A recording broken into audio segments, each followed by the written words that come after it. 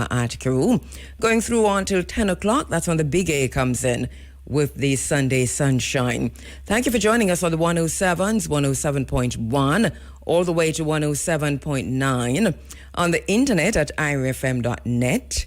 Thank you so much for joining us on your mobile apps. Remember that you can listen to IRFM for free anywhere you are in the world. Just go to the Google Play Store, download the app, and there you go, the IRFM app. All right, so thank you once again for making it IRFM, and in particular for choosing the Africa Forum. It's Running African.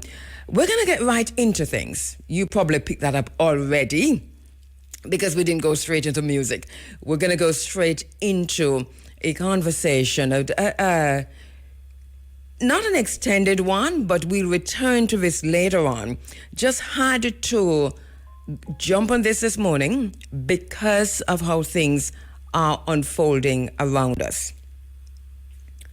So you would have heard that Grenada is now reviewing a U.S. request to install radar equipment, and this is happening amid rising regional tensions. The Jamaica Gleaner October 9 went into details about this. The government of the United States formally requesting permission to temporarily install radar equipment and associated technical personnel at Grenada's Maurice Bishop International Airport.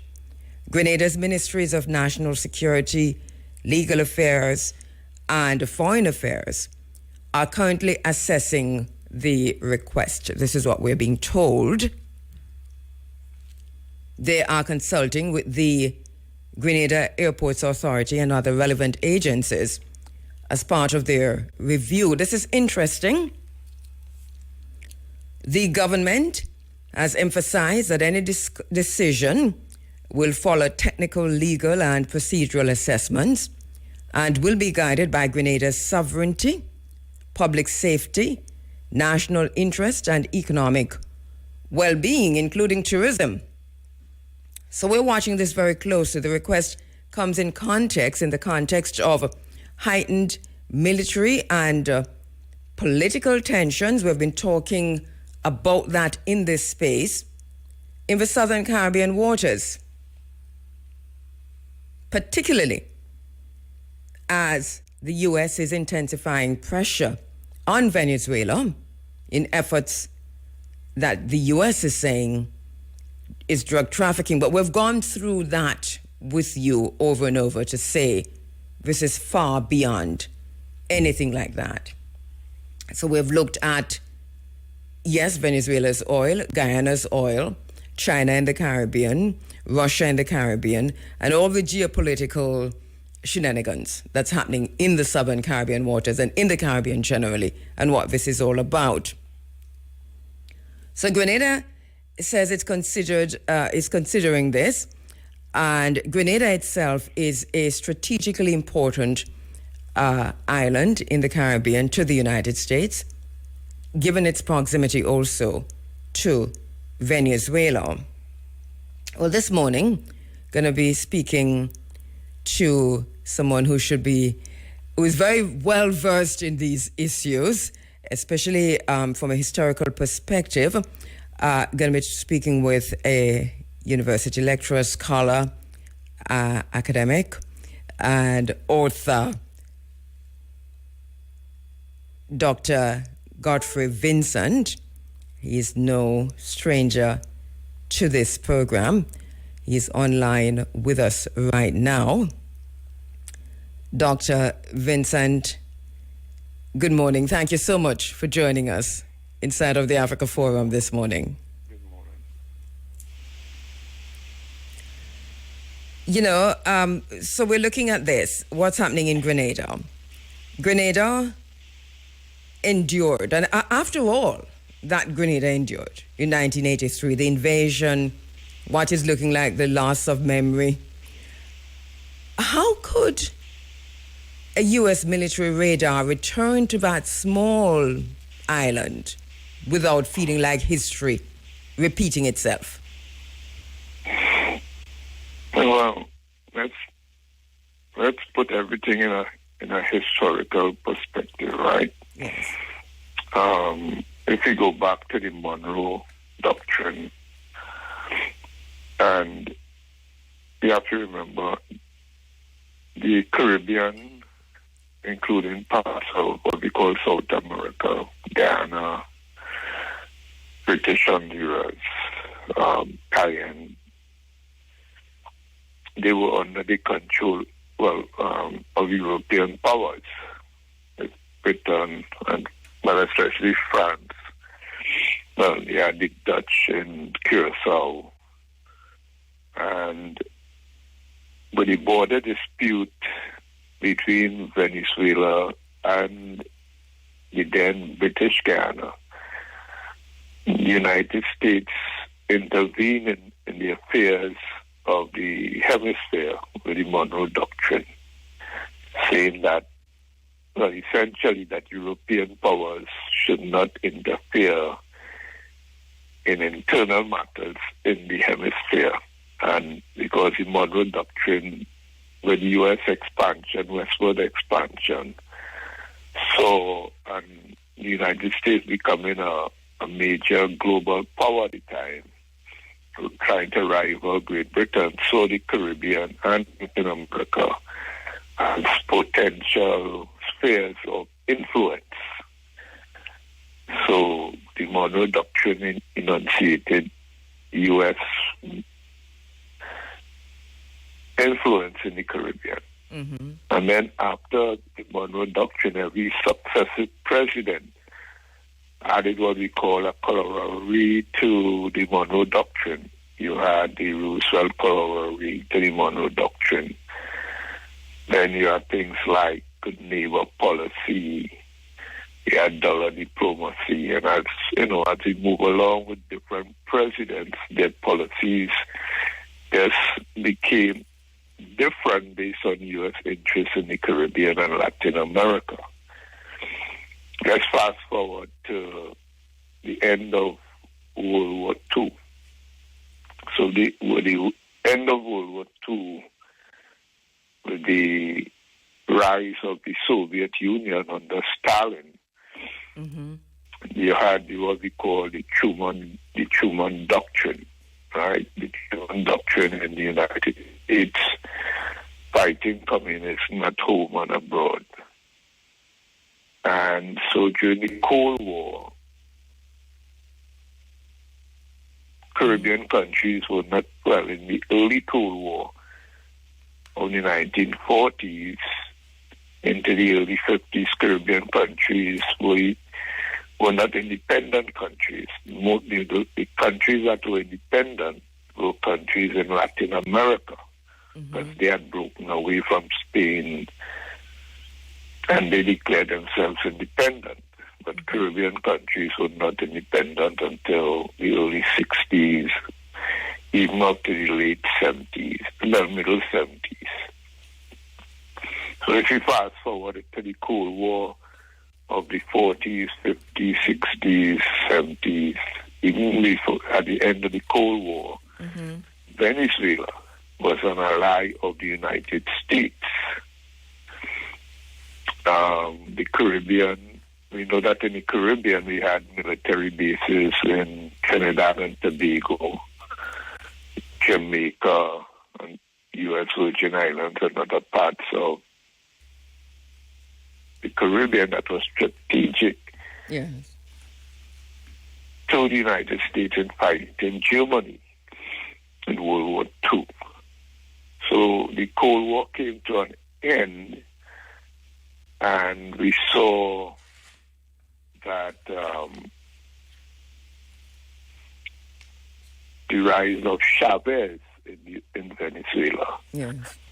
And even when Chavez was in power, Venezuela had a lot of investments in the United States in terms of petrol stations, selling gas, opening gas stations on the East Coast, and also supplying oil to the East Coast of the United States. Mm-hmm. But then particular presidents of the United States wanted regime change in Venezuela. So I think what is happening in the Caribbean, what has happened in the Caribbean is that because of economic hardships and other problems in the Caribbean,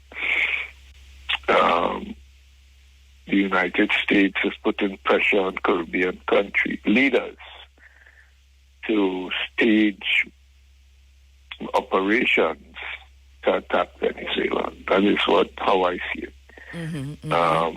Because in Venezuela, even though you have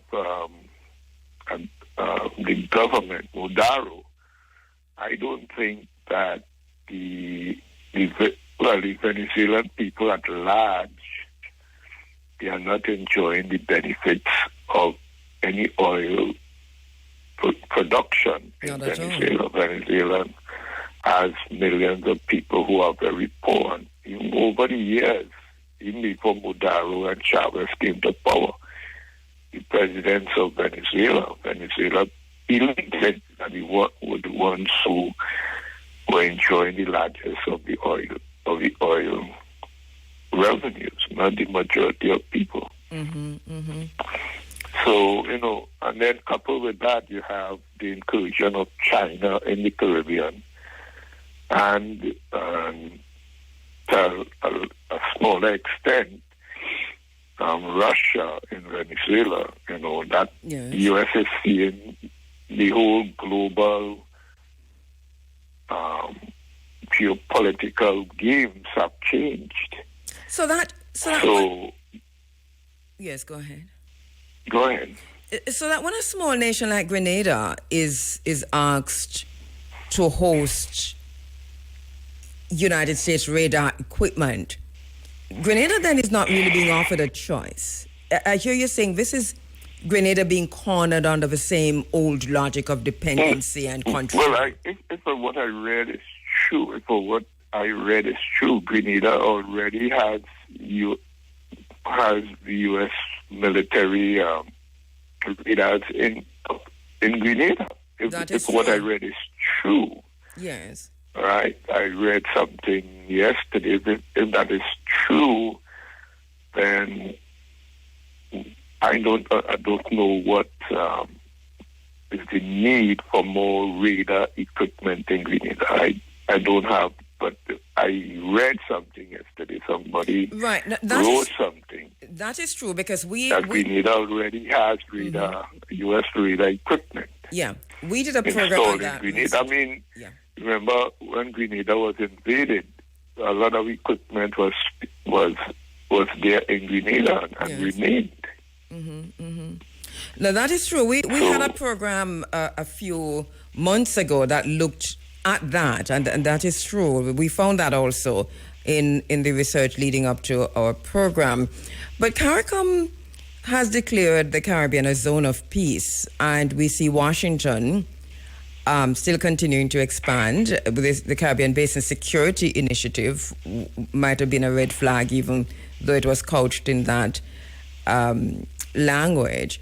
But if Grenada agrees, does it make a big difference considering the context? Because you're talking about what you read and what we found also.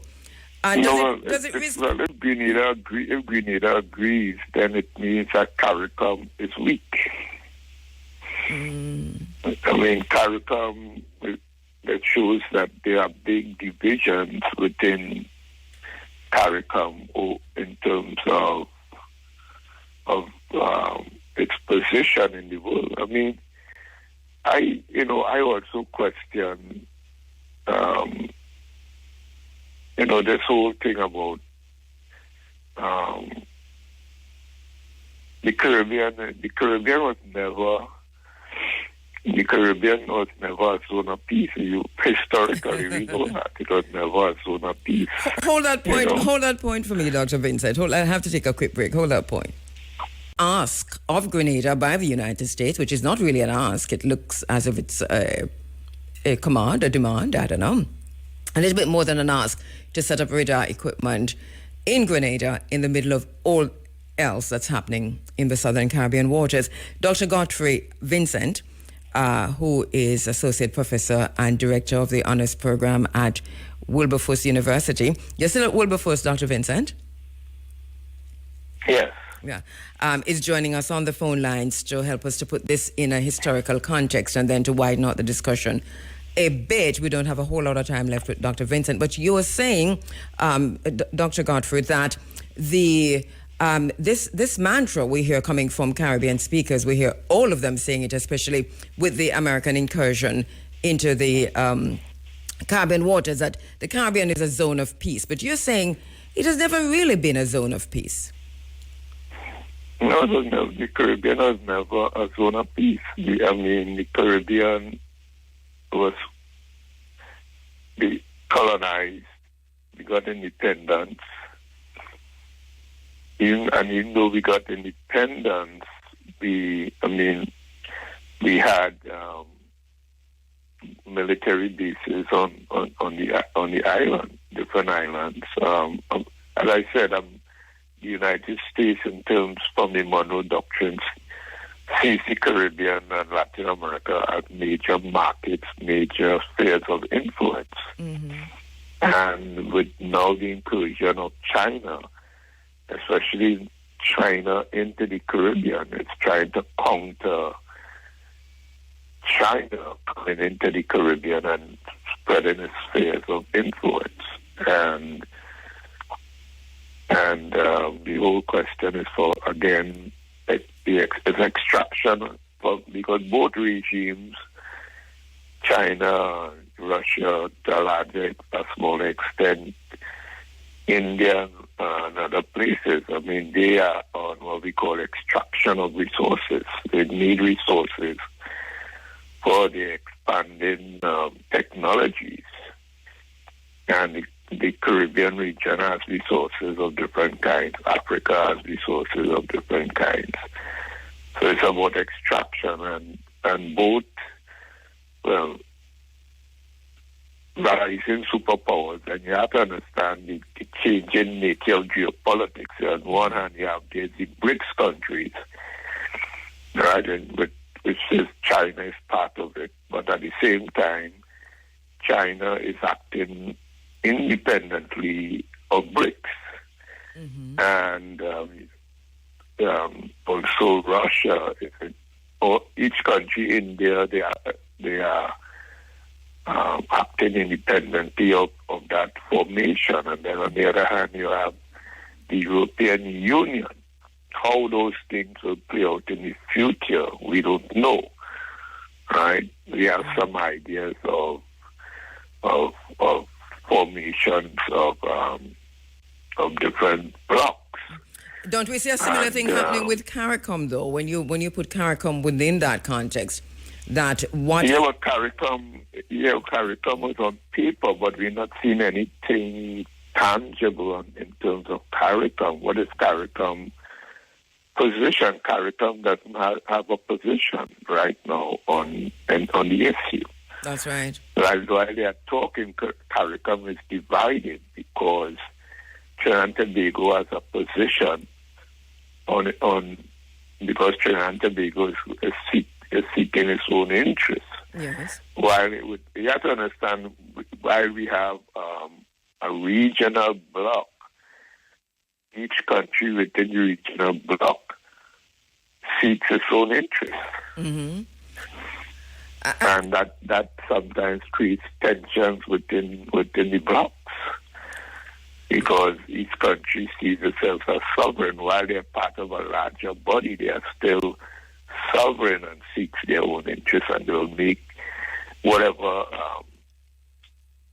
international agreements with different countries on its own. CARICOM is not an entity like that. CARICOM is not like let's say, the European Union. Mm-hmm.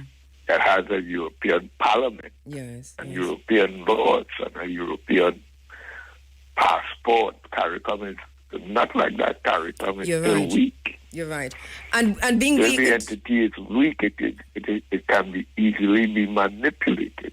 And this is what we see happening now. And you mentioned Yeah, because I mean, Trinidad. one would have thought by now that CARICOM would be, like, well, the aim of the model was to be like the European Union in terms of the European Union came together, even though, well, we see Britain exit with Brexit, but the European had created one parliament, right? They have European laws that governs all European countries, even though the European countries are sovereign.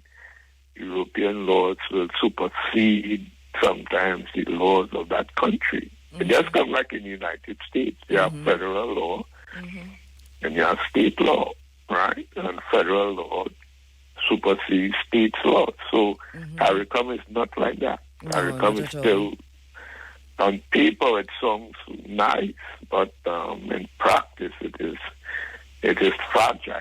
Yeah, with bilateral agreements. And so the CARICOM and the Caribbean region, have to get this act together in terms of what type of Caribbean do we want, in terms of do we want just a regional body and to be a talk shop, or do we want to put a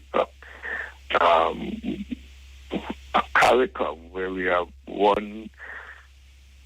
a CARICOM state where we have laws, a parliament, and we have what we call freedom of movement within the Caribbean, one visa for the Caribbean, and one currency for the Caribbean. Do we want that? And that's whether or not that's the case, then we'll be dealing with these issues, and small states cannot really maneuver in terms of internationally. Small states are weak. Very weak. Given the state of the Caribbean right now, financially, that we are, the Caribbean, we are in a bind. Yes, we are. And what we... that's the reality. That's the reality of the Caribbean. We're in a bind. Yeah. As we watch this unfold, Grenada thinking over what they're thinking over, this is pretty open discussion and open conversation in terms of the publicity of it. Grenada literally being held over the fire for this. I don't think they can say no to the U.S. We'll watch and see what happens. Then we have Trinidad taking the decisions it's taking regarding the U.S. incursion in the Caribbean waters. Also, Jamaica has been relatively silent. There's some Eastern Caribbean countries who have spoken out, Antigua, St. Vincent, and so on, as loudly, I suppose, as they can. But really and truly, there is right now this tension, this conflict, and I'm wondering how they're even interacting with each other from government to government levels, considering that this whole thing is blowing them even further apart, especially with Trinidad. That will create food. That, to me, from what I've read and just trying to analyze everything, because every day, things are unfolding, something new is happening. Every country in CARICOM, is, as I said, is trying to seek their own interests. I mean, let's look at the situation in Trinidad. Trinidad right now is under financial pressure. New government. The previous government was trying to find a way to get revenue, and they made a deal with Venezuela with the Dragon Field, and the new government, when they were in opposition, they loudly came out against it. And now they want to do it again. But the question is, if you think about Shell is a major part of that deal. Shell is not a U.S. corporation. So given American interest in the Caribbean, Shell has to get permission from the United States to go through the deal. Whether or not how that will pan out, I don't know. given the tensions between the U.S. and the government, how that will play out. But in terms of what the U.S. has said, haven't they given permission? It's hard to be discussing it this way to Trinidad. From what I've read, the Attorney General came out with a statement of Trinidad and Tobago. The license will be done in phases. It's not a done deal. It's not a done deal, and whether or not Venezuela will want to, given the stance of the Trinidad and Tobago's government against Maduro, whether or not they will want to go through with that deal, that's another. Well, they have already come out. They have already come out to say that they are not going to do that. So, with Venezuela saying this, these are interesting times. I mean, and then too, we have to understand, multinational corporations are big entities, they are bigger than states, and we never know how these things will play out too. We underestimate the role of multinational corporations. They are transnational entities. They are bigger than their revenues, are bigger than even the states that they belong to. Especially small states. Hold for me, Dr. Vincent. Hold for me, Dr. Remember, Vincent. you have a state. Sorry to interrupt. Just hold 1 sec for me, please. It's left. It is a short talk, as we said before, a short talk for something that requires deep conversation. But if governments hesitate to challenge the United States, what about the people? Is it time again for the Caribbean grassroots, our students, our trade unions, which you have studied? No. Well, you have to understand. Look, again, look at the Caribbean. The Caribbean is fragile. It's weak. There's no the trade union movement by and large in the Caribbean. There's no trade union. I put it like that. There's no. I study labor. Yes. So there's no trade union. There's trade union movement on paper, but the trade union is not like the when you had the Caribbean Labor Congress in the 50s, during the Cold War and the 40s, 50s with Marishaw and all these other people in the Caribbean, they were doing things. They were making statements. They were mobilizing, but there's nothing like that in the Caribbean anymore. There's no there's small fragmented voices, but there's no real opposition in any countries anymore. The trade union movement, if we want to use the term, which a term I don't like to use, civic society. Civic society is silent. There's nothing, nobody's voice. And what some people like to call NGOs, no one is saying anything. So, there's no opposition really. Yeah, we're at our weakest. As I said, given the nature of the economic condition of the Caribbean, dependent on tourism, dependent on loans, and to get by. There's no. But what choice do they have?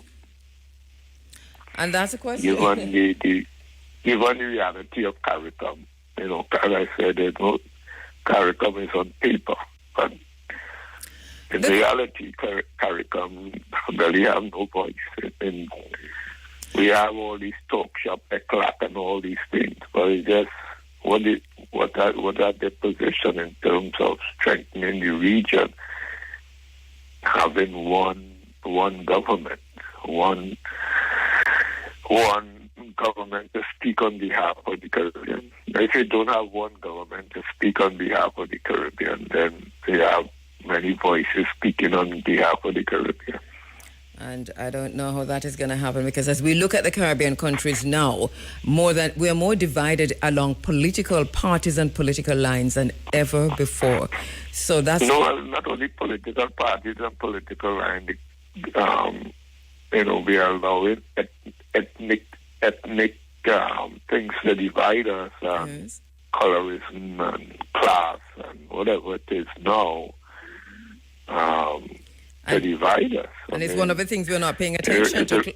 Classism, for example, I know it's something that you speak about all the time, that this is something that is rife within the Caribbean, but it's something that we're not paying enough attention to in terms of, one, how it impacts where we are today, classism.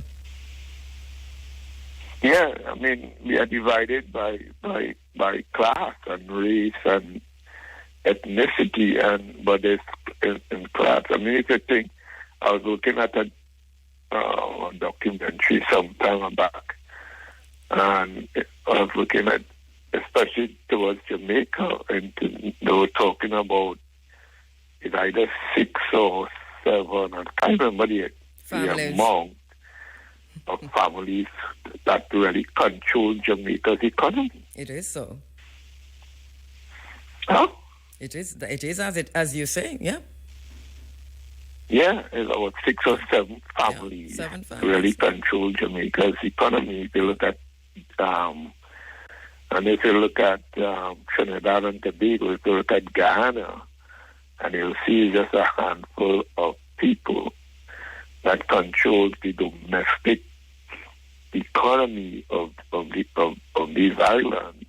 And historically, while we got independence, a lot of things have never changed. So we competing in a hostile environment with at one time we had the 2 superpowers, but now we live in, whether or not we live in a polar world, some people contest that. But that's the reality of the Caribbean. It is sad to leave it on that note, but this is our reality. I think we reflect on that because people... Yeah, I mean, the conversation has to reflect on what is the Caribbean reality. Yes. Is a certain reality that the Caribbean... yes, we talk about in the past about historical resistance in the Caribbean and et cetera, We know about that, but those days are gone. Mm-hmm. There's no, what is we have to focus on the present reality and what type of Caribbean do we want for the future. Let us leave it at that. I think this is food for thought. Last time we spoke to you, you went right there. This is not new to you. You said we should reimagine the kind of Caribbean that we want.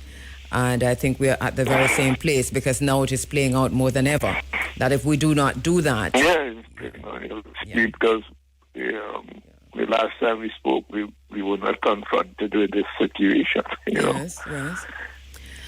Dr. Godfrey Vincent, thank you so much. Your latest book is out and available. Quickly tell us about it. The book is out.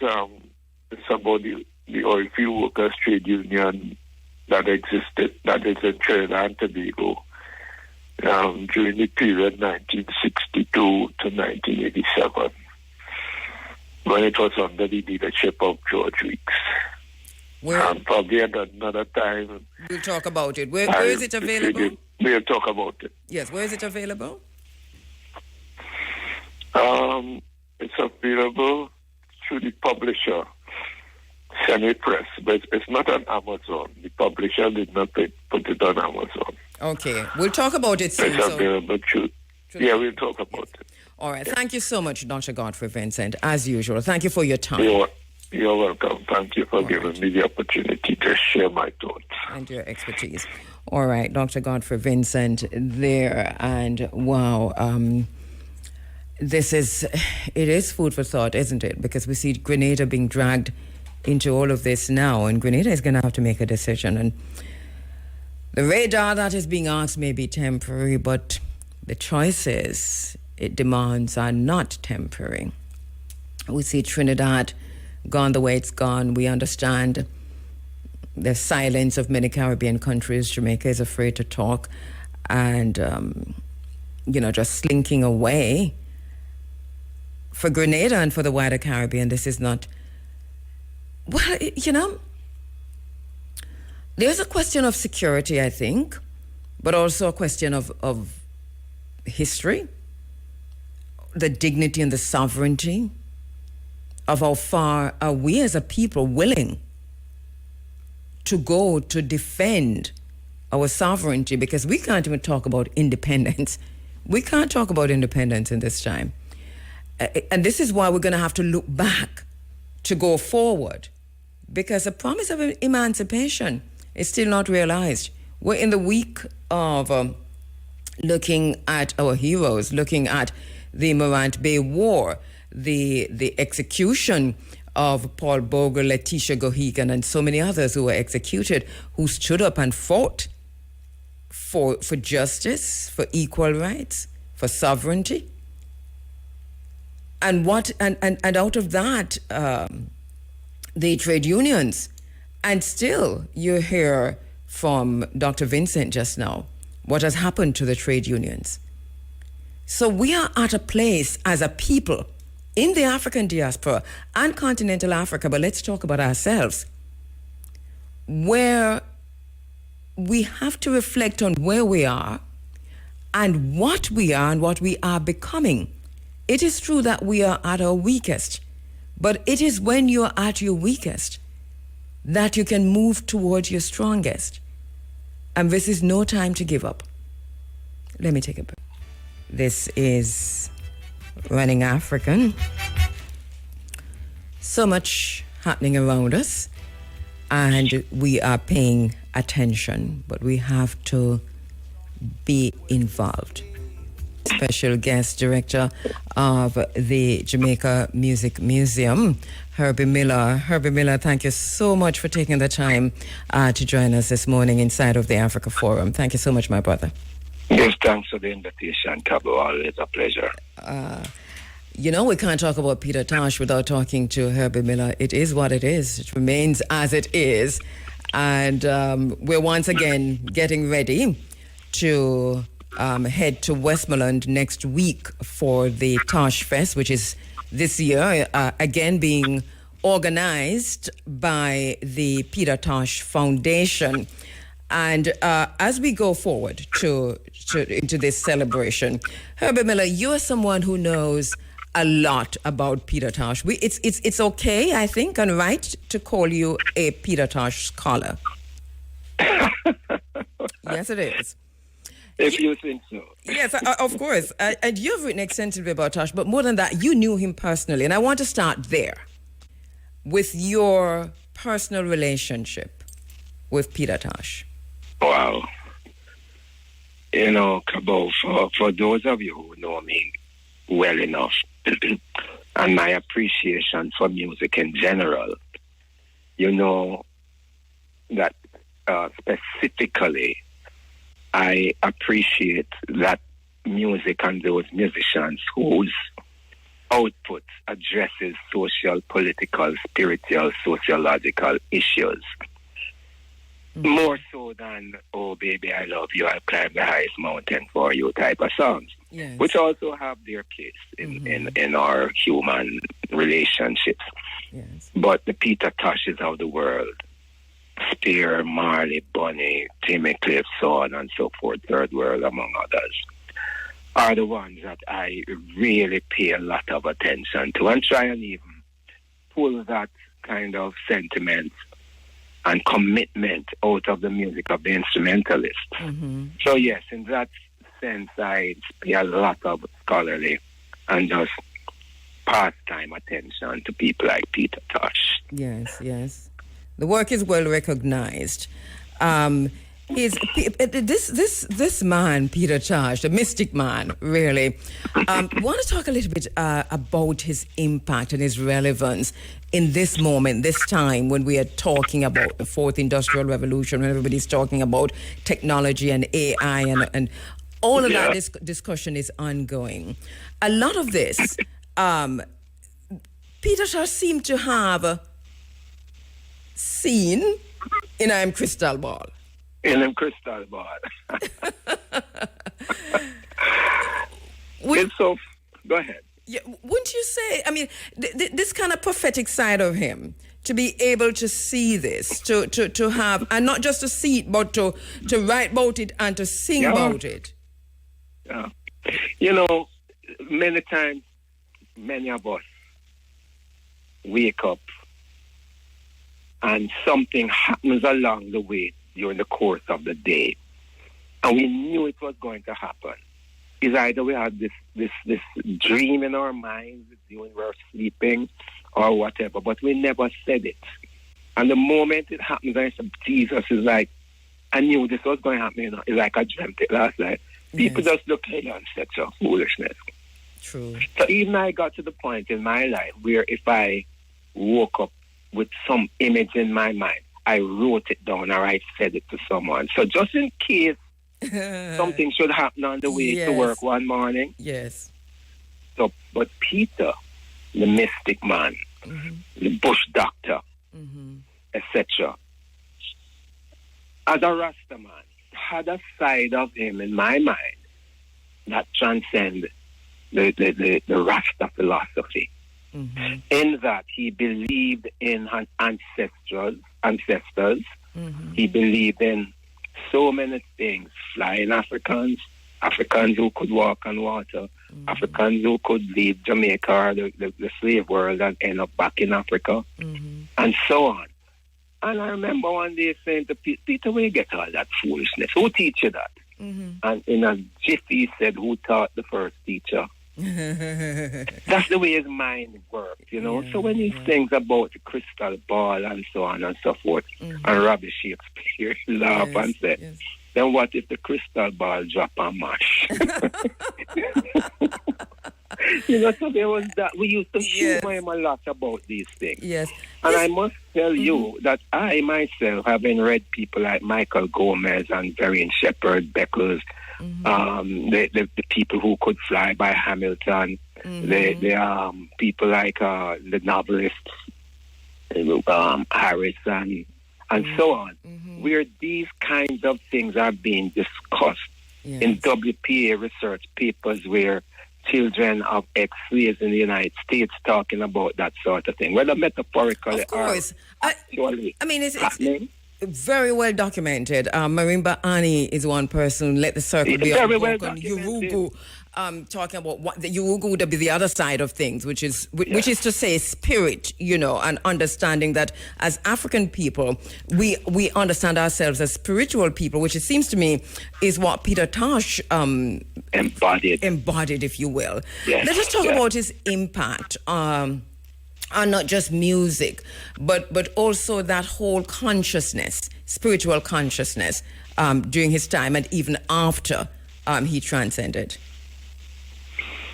You know, in general, reggae has that spiritual thing to it, but Peter in particular took it to a whole other level. Yes. You listen to songs like Zek Jabi Praise,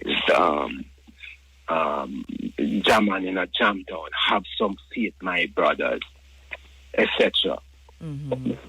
Pick Myself Up, Jah Died. Just Say No. Just Say Yes.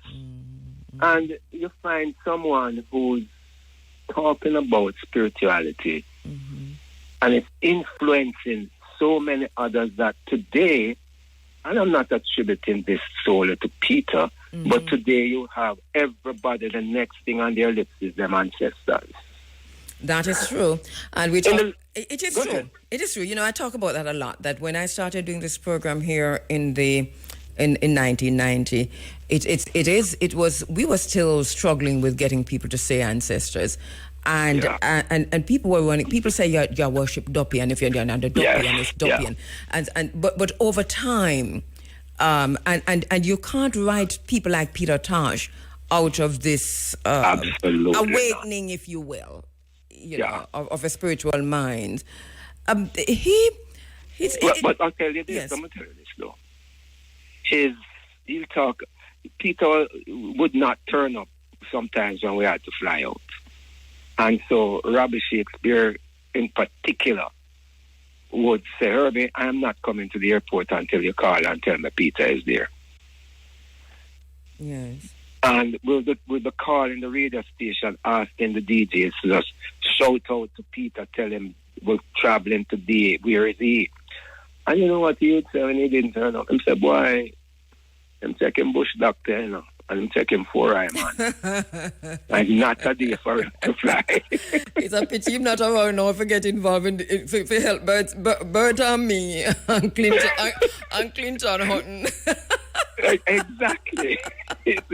And so these are the things that yes. seemed odd because we're so out of touch with or so misguided and turned away from what's really a cultural thing that informs how we have survived. Yeah, Indeed, let me just say this to you. Yes. I refer to your program not as running African, you know. Mm-hmm. But as flying African. Well, thank you so much for that. We will put that down right next to everything, right? The Africa Forum, Flying African. We're good. Yes, I take the point you're making. Another thing with Peter Herbie is that, and I was playing the song as you came in. We talk about the way he seems to be prophetic. The day the dollar die, of course, is prophetic. But as we go into this new fourth industrial revolution, we're in the middle of it actually, and we're talking about technocracy, and we're talking about artificial general intelligence and artificial superintelligence and singularity. He was critiquing the global monetary system, and he had this vision of the economic collapse. And I know where you are now, Herbie, in just looking at the music and looking at what the musicians are doing. They're talking about digital currencies, they're talking about cryptocurrency, and everything is automated and driven. How do you interpret Peter Tosh's message in this regard? Was he foreseeing the moral and the material crisis of this new technological age? Let's go back a few years. He made a song called Pound Get a Blow. Yes. Pound Get a Blow. And then he updated that song in the mid-70s to The Day the Dollar Die. Mm-hmm.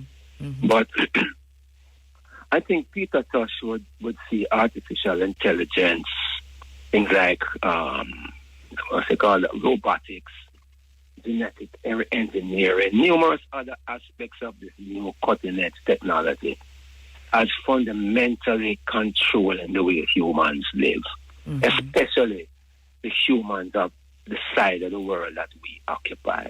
Yes. And there's that negative way that he would see it.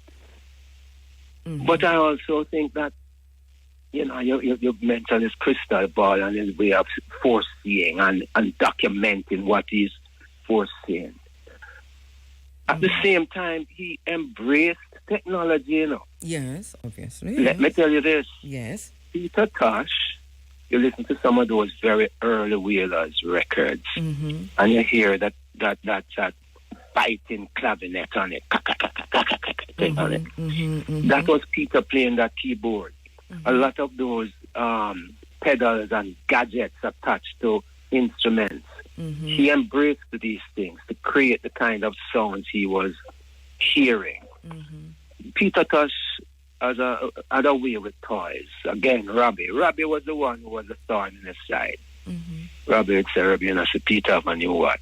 This is 1976. Peter had this little digital watch.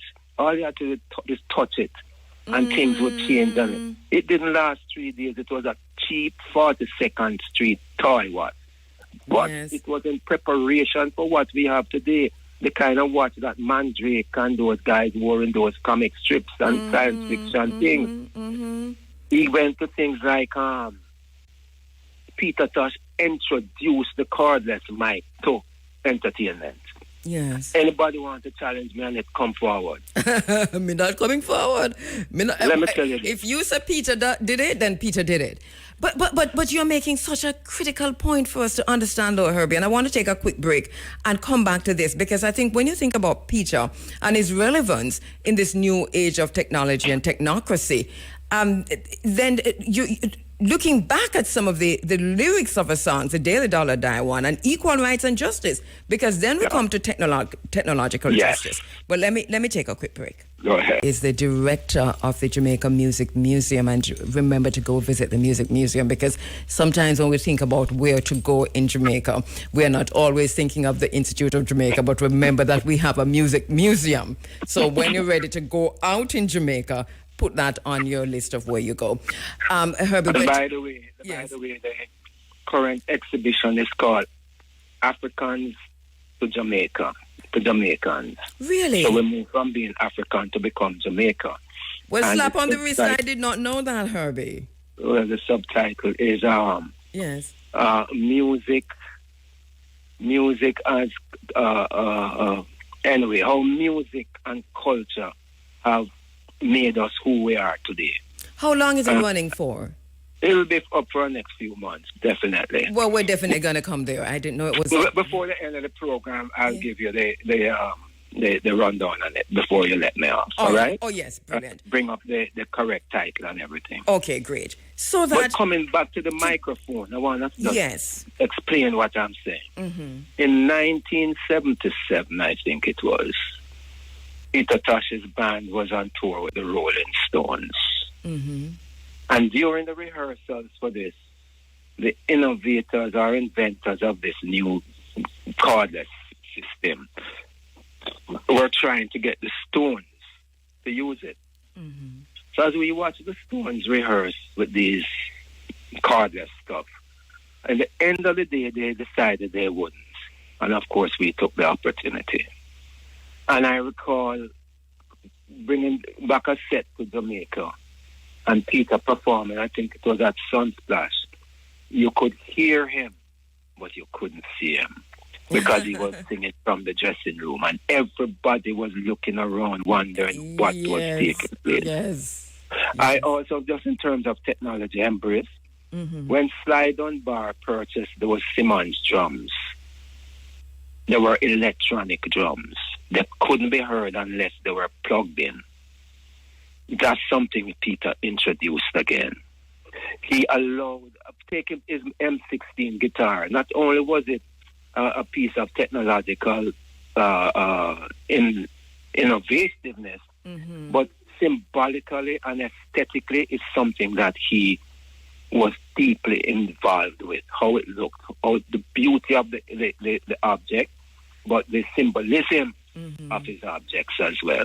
And all of those plays straight into the way Peter Tosh was thinking in terms of humanity and its injustices, or the justice he was campaigning for. And in equal rights and justice that you mentioned just now, of course we hear him demanding this universal moral standard. You're talking about peace, but what about equal rights and justice? If you look at the Nobel Peace Prize, for example, that was just given out, it is the Nobel Peace Prize for war is basically what it is. And it makes sense that Peter Tosh was saying it's equal right and justice that matters. So he was talking about the oppressed and the powerful, and how these should be measured by the very same law, if you will, in terms of a justice. But now, as we enter a new era, a new dimension almost, we're in a world that is ruled by algorithms. We're on our way there. There's an active discussion on the ground now in Jamaica about artificial intelligence and how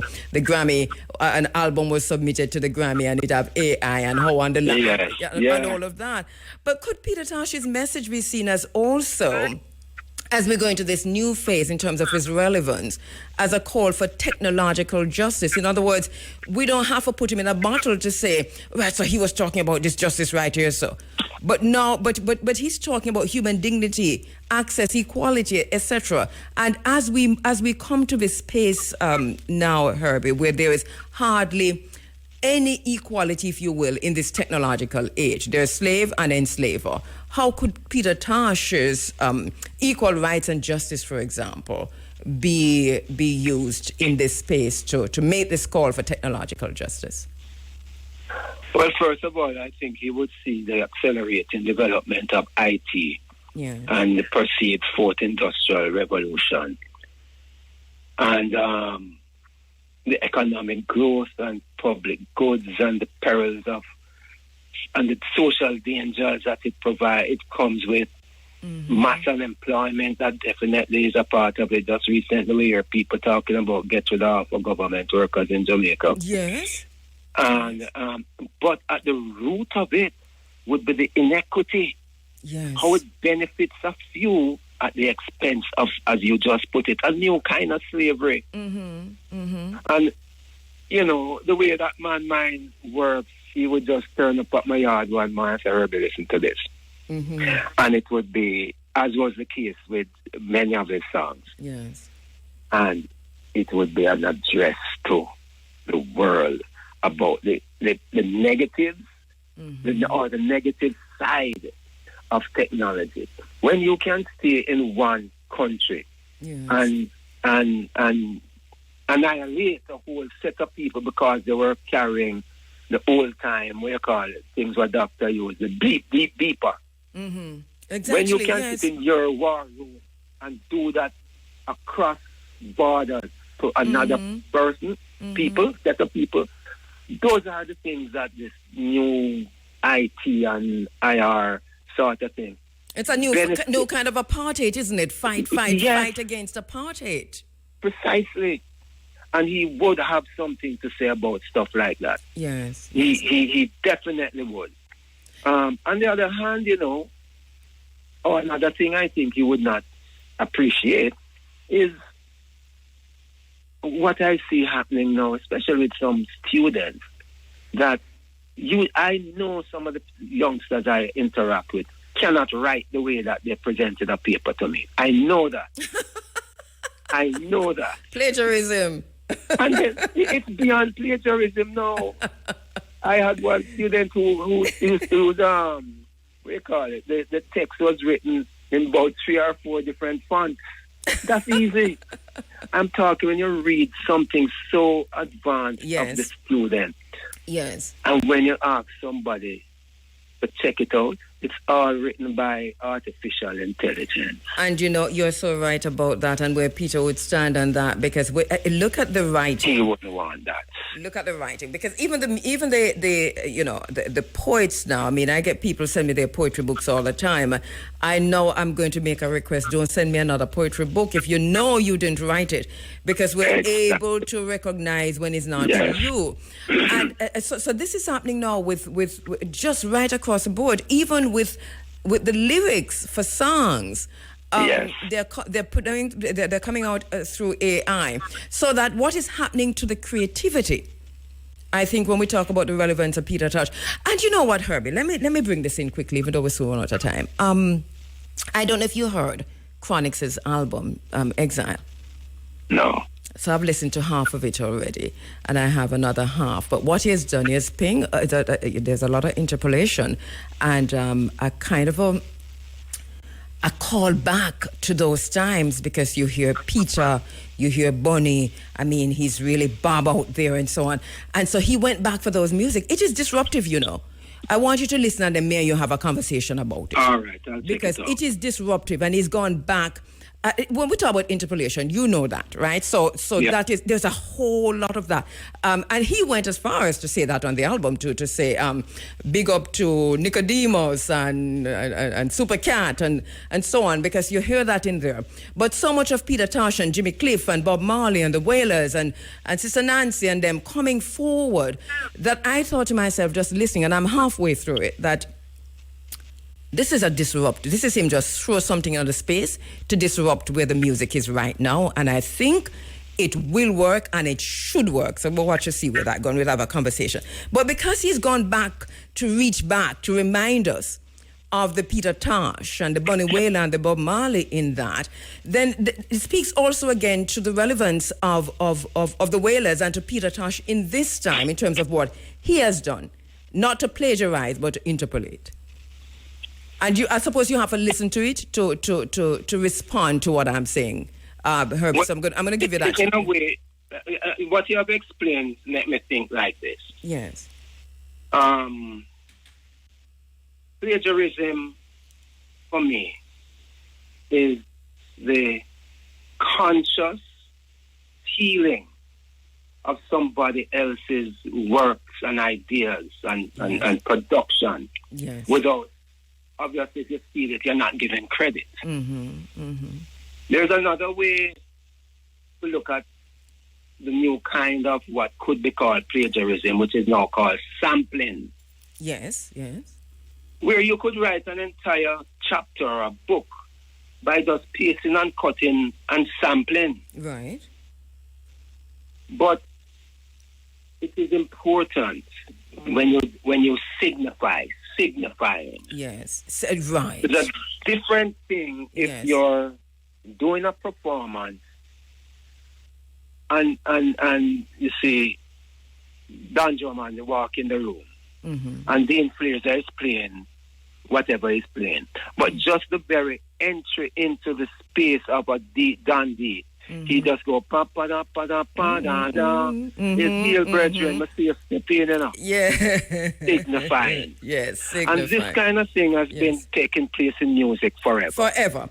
And this is what, to some extent, that Chronix has done. But I'm going to leave it and ask you to have to listen to it. That's what, when you explain that to me, that's what I think I hear the same. Yes, that's what Chronix yes. It is a homage. I mean, it's interpolation, and it's done all the while, and it works for me. But what really works for me with this album, and I've only listened to half of it, right? So I might come back next week and say, oh no. But I've listened to half of it, and already I'm saying, this is great. This kudos to Chronix for disrupting the space, because this is disruptive. But we know we're talking about Peter Tosh, and the reason why I brought him up and into the space is to say that so we feel Peter Tosh in the album, Equal Rights and Justice. I mean, I think is that song called, okay, I can't remember the name of the song now, but I'll talk about it later, where you can hear, I mean, that Baby, I'm going to let it make you listen to it. Yeah, I'm going to listen to it. You recommended it, I'll definitely give it an ear. And I ask you to come back and let us discuss it, because you have that musical sense. All right, so Herbie, just as we wrap this, a final word on Peter Tosh, where we're heading in terms of his impact, his relevance in this new age as we head to West. Listen to me. Yes. Peter Tosh was a man ahead of his time. His way of expressing himself was not through metaphors. It was direct. He was telling it like it is. Yes. And I find today, especially among the more conscious dancehall artists, Capleton, for example, or Sizzler, they're not mixing words anymore. They're coming straight, they're coming direct. Yeah. They owe a lot of that courage to not mask certain sorts of messages to Peter Tosh. Yes. Somebody asked me to do something recently on Peter Tosh, more militant stance in relationship to Bob's more metaphoric, cryptic way of saying the same thing. And I found that interesting because yes. I do not like to talk about Peter in comparison to Bob for obvious reasons. I was very close to Peter and I was close to Bob. But I was more close to Peter over in the time spent with him. Yes. And I don't try to get into that, except to answer you, to say his impact is felt throughout the world, especially when you listen to people like Lucky Dubé and some of the African singers today. Yes. They are going right back to that way that Peter expressed himself. For me, musically, he was way ahead of most. He allowed his musicians to stretch out, to express themselves within the context of the music that surrounds his lyrics. Listen to the live version, for example, of Rastafari is. Yes. He's just someone, to me, who, for whatever the reason, has not sufficiently been recognized for his contribution. And what little I can do, I try. I know the you've foundation is done. doing their Oh, thing, you've done brilliantly. you know. I mean, excellent. And we honor him on his birthday, when Yes. the 19th, I think it is. And we're going down to Westmoreland. We're Yes. broadcasting live from there, the Africa Forum, Flying African, broadcasting all morning from 6 until 10. And then IRFM is going to remain, and there'll be live links. Muta Baruka is going to be hosting the event later on in the afternoon. So it's going to be brilliant. Let me just quickly say, yes. at the IOJ, if you allow me, I have to say quick, Heritage Month. Yes. Each Heritage Month, I personally try to do a trilogy. So this year I'm doing Peter Tosh's Red X, and we'll discuss that afterwards. Yes. I'm doing something I'm calling Port Royal: Jews, merchants, pirates, and slaves. Exactly. Because I see this thing celebrating, I see this thing celebrating piracy, and they seem to have forgotten the motley crew that is Port Royal. Then I'm doing a final. I'm going to make it. I will send it to you. Yes. A final one called From Plantation to Concert Hall. Okay. And that's how we came here and land on Plantation and end up at Royal Albert Hall. All right, and this is during this month. We're at the IOJ. I will send you all the details, please, and dates, and so on. But quickly too. So they're going to fire me. They're going to fire me, but go right ahead. All right. We have free tours of the National Museum of Jamaica, the National Gallery of Jamaica, Jamaica Music Museum, the People's Museum, the Marcus Garvey Museum, between the 13th and the 17th of October. And as I send you these things, and you'll just blast them for me, I appreciate it. Go ahead and do that. And all right, and thank you so much. And thank you so much for having me too. Yeah, have a great one. Putting on this tribute to Peter Tosh. It's called Tosh Fest, and IRFM has been asked to be there to do our live broadcast, to be part of the events on the day, and we'll definitely gonna be there. We're there all Sunday morning, next week Sunday, broadcasting this program live, asking you to come out and join us, be a part of this. Come tell us what's on your mind, make we talk. We're going down equal rights and justice. Put on your Gideon boot and come. We'll be there. My co-host in the morning will be next week Sunday morning will be Nicholas Evans, who is live, IRFM's sales manager. Nicholas Evans, how you doing? I'm good, thank you. And as I can hear, I've been hearing you are good as well. I am very well, thank you. Nick, I know you've been in Westmoreland doing the Reckian thing in the way that IRFM does. This is a Peter Tosh Foundation event, and we spoke to Nyambe last week, who is traveling now as we speak to coming to Jamaica for this event. IRFM had to, when asked to participate in this, be a part of this. Isn't that so, Nick? You know, we couldn't say no. It's very much so, especially when Nyambe spoke with me and told me what the idea for this event was. I mean, you know, trying to really engage a community, you know, to highlight what's happening in the community, what's good and you know, what needs to be fixed and all of that. I mean, we're saying, you know, from its community and all about the community and using the life and work of Peter Tosh to really improve the community or attempt to improve the community. IRFM, you know, really, it's like a no-brainer. You know, we have to be a part of this. Community station. Hold, Nick, because as a sales manager, I know you haven't said it, but you know very well that I didn't take the 7:30 break. So hang on a sec there. Okay, so no problem. Peter Tosh, and the Peter Tosh Foundation is putting on, organizing, presenting, and inviting the entire Jamaica, but especially the communities in and around Westmoreland. So if you're in St. Mary, that would be around Westmoreland. If you're in Portland, that is you too, right, Nick? Definitely so. Yeah. I remember when we had what we call the human trail. I mean, where Miss Bevan people come from St. Thomas. The Freedom Trail. The Freedom Trail. Yes. Yeah. And whenever the Africa Forum was going out, IRFM was doing anything, these persons would come from all over the island, to camp out and be there.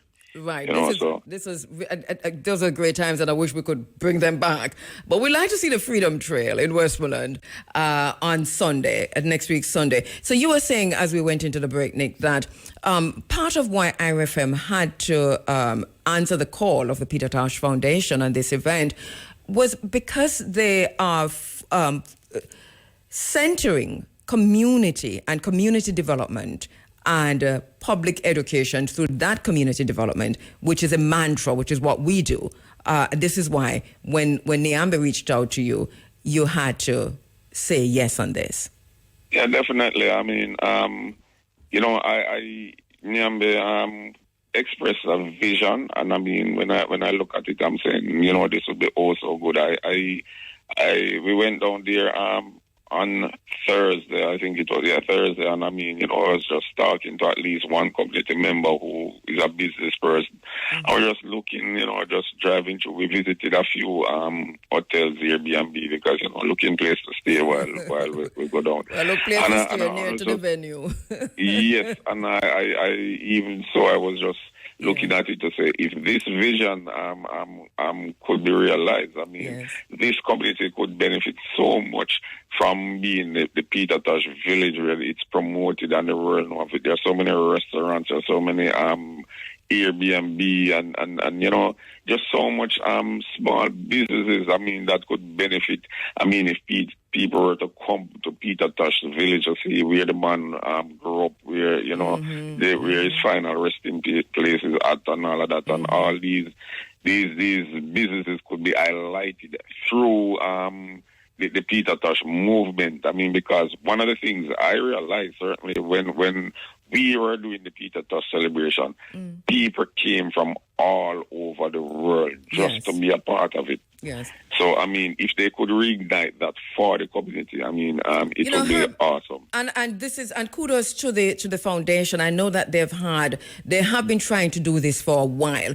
And Herbie Miller said something earlier that Peter Tosh doesn't get the kind of accolades that he deserves, or the kind of recognition that he deserves. And I think this is part of it, that he's not seen in the traditional way that others might be seen on the island, or other venues that's connected to other personalities. Say Bob Marley, for example. And the question then is, you don't even want to make that comparison, because as Herbie said, you don't want to make that comparison. But the point that is that they equally can exist on this island in the way that they're existing, so that the idea for the Peter Tosh village and the idea for more emphasis to be put on Peter Tosh, similar to what we do with Bob. This, I think, is fleeting. It's something that we IRFM tried to do that. The Peter Tosh estate tried to do that. Now the foundation is coming again to look at this. Nick, you in other business, we have been on the road together, me and you, and we've seen this. What you think is the reason why we not see this with Peter Tosh? Is it Peter Tosh himself, or what is it? I think it's consistency, and I mean, I am going to lay this somewhat clearly at the feet of the family, and I mean, and that is why I'm so happy to see this push, because had we continue from what we started. By now, Peter Tosh Festival, the government might have been telling us, I mean, Peter Tosh Festival can't be held down there, because, I mean, there are festivals in Jamaica, at least, who that block up the entire place, and people couldn't go to the airport and all of that. It was getting to that. That little street there, I mean, That's true, was really getting... It was thousands and thousands small. and thousands, yeah. too small for what we were doing. And the yard is so big. The yard can hold 10, 15,000 people. Yeah. And it was holding the people plus, the spillover in the street, from the business. I remember when we moved from the yard down to Ryan Simpson School down there. Belmont Academy, yes. Yes, and people bush out the roadside, bush out the places you never see them put out here and put up stall. Remember when we have to walk back at you and say, Nick left the people it became a commercial village. And it was not just about the commercial activities. Peter Tosh was being highlighted. That's true. In a way that would really. It was public education through community development. Education. We had our various theme, legalize it. Equal rights and justice. Stepping razor. We had our various theme that Peter Tosh life and work was highlighted around, and people were buying into it. People were starting. It had become a festival, but unfortunately, it ended 10 years ago, and since then. So I'm hoping, that this can be the start of something, and I'm challenging Nyambe and the family, the foundation to ensure. That, this is a start. Especially if you're now involved in the community, to say, listen, my community. Yes. Me, I use my father, me, I use my uncle, me, I use my brother, whatever Peter Tosh is to the family members. I am going to use, and we are going to use his name, his international name, to bring highlight to this community. Work with us and let us highlight this community and let this community and use a template, benefit. And you can use a template of the Bob Marley. Now, nothing is wrong. There's a template that works, and you can use that and then even go beyond.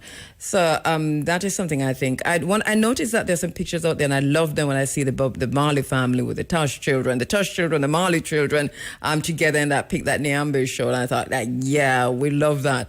I hope it goes beyond that into how can we learn from you, from what you have done for Bob on this island. I'm saying it out loud, and probably I shouldn't, but it is what it is. But Nick, so the onus is on lead Nyambe and the family to ensure that there is history and legacy behind Peter Tosh. This and probably even we can even call on the family of Bonnie to do the same. These are three men that brought the music. There are a lot of people who sang good songs and uplifting songs, but these are three people whose music are at the forefront of reggae. This revolutionary music. Mm-hmm. This music with soul. Yes. And so the onus is on them to ensure that, the world knew about the life and work of individuals. And we have to say congratulations, kudos, everything to the Marley family for ensure that this legend, this great man, continue to be a world figure. Yes. And look here, we had, I'm reading the green paper. Well, I've read the green paper on culture, entertainment, and the creative industries. I want to have a discussion with the stakeholders on this as we go ahead, because there's just so much that I think, and thank God it's a green paper. It means we can have conversations and then come back and say, but, we can tweet that, we can tweet this. Hopefully Minister Grange is able to come on. Hopefully the rep from the opposition can come on. But I think we have to discuss this, because all of that goes into what we are talking about right here, Nick. In terms of where we go with culture, where we go with entertainment, where we go with the creative industries, and the leadership or leaderfulness that is needed on that. Talking about leaderfulness, Nick, me and you go to Westmoreland with the entire team. Next week, Sunday, we're down there from Saturday, right? Yes, definitely.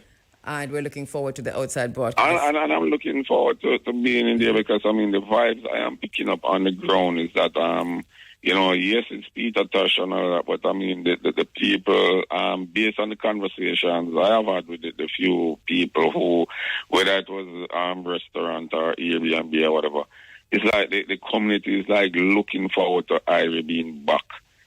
And I'm so happy that they are looking forward to us. Yes. Working with the family to lead the way to highlight fruitful partnership or mission, I suppose, because at the end of the day, when we would have left Sunday night or Monday morning, we hope that the dream that we bought into would start to, become a reality in terms of Peter Tosh highlighting the community. I don't mind. I mean, they create a Peter Tosh village. I was looking at it from restaurants' point of view and Airbnb and all of that. And I'm saying they probably need to cordon off a 8 square mile, section named at the Peter Tosh village and let it benefit the hotels or Airbnb or guest house or whatever, the restaurants and all of that. And people can come in and say, they are in Peter Tosh village. And keep the beaches open and free to the people. Keep the beaches open and all of that. And people can just really come in, and whether they're sitting at the seaside at Blue Ocean or one of those Airbnb, I visited a few that, really have good ocean view. They don't. Some of them don't really have beach, but you can sit on the wall and put your foot in the water, nice, clean, pretty water, and all of that. They have the natural resources, and they have the legend among them. The mausoleum nicely fixed, and Peter must be tired to hear himself as Peter Tosh music playing right. A whole ecosystem around Peter Tosh that is developing and just need to be centralized. Nick, we're totally out of time. Yeah, man, I know. So we talk. I see the commercial and beat me bad. Yes, it's true. But if you want to hold, I can give you 5 more minutes. No, I'm good. I just want to invite people to come on down because we've been talking about the family and we have been talking about Irie, but one thing that was central to when Irie used to do this is the people. The Irie FM family who ensure that, whatever Irie is doing, they step out, who just observing, who are participating to ensure that it's fruitful. So we just want to reignite the Irie family wherever you are. Just come on out and be there in Belmont with us Sunday morning into afternoon to celebrate another great Jamaican icon. Because guess what? You see, if we not do it, and it can't just be the people of Belmont, them are going to come out. So we know them are going to come out and them are going to put aside the rice and peas and all that. Them are going to come out and celebrate with us. But we want the entire Jamaica to come on down and celebrate a legend. Because if we know a good legend, like the American Elvis Presley and all of that, with no disrespect, but that soul and all of that and that work, because it's ours to do. Yeah. Peter was a freedom fighter. His message, he fought for the weed, which we know is legalized or partially legalized or decriminalized, whatever. He suffered for that. Yeah. And now we're seeing it. So the work of these people, the Peter, the Bob, and many others in the music, they fought against apartheid.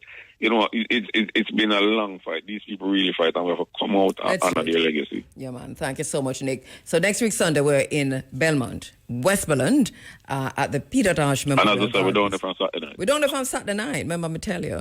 All right, thank you so much, Nick. Looking forward to co-hosting with you a long time. All right, so Nick will be my co-host next week, Sunday. Peter Tosh, the mystic man, the revolutionary, the legend. Lots of texts coming in and messages coming in from our listeners because I mentioned when I was having this conversation with Herbie Miller, Chronic's Exile, his new album. I haven't listened to all of the album, but I've listened to exactly half of the album. And I am not disappointed.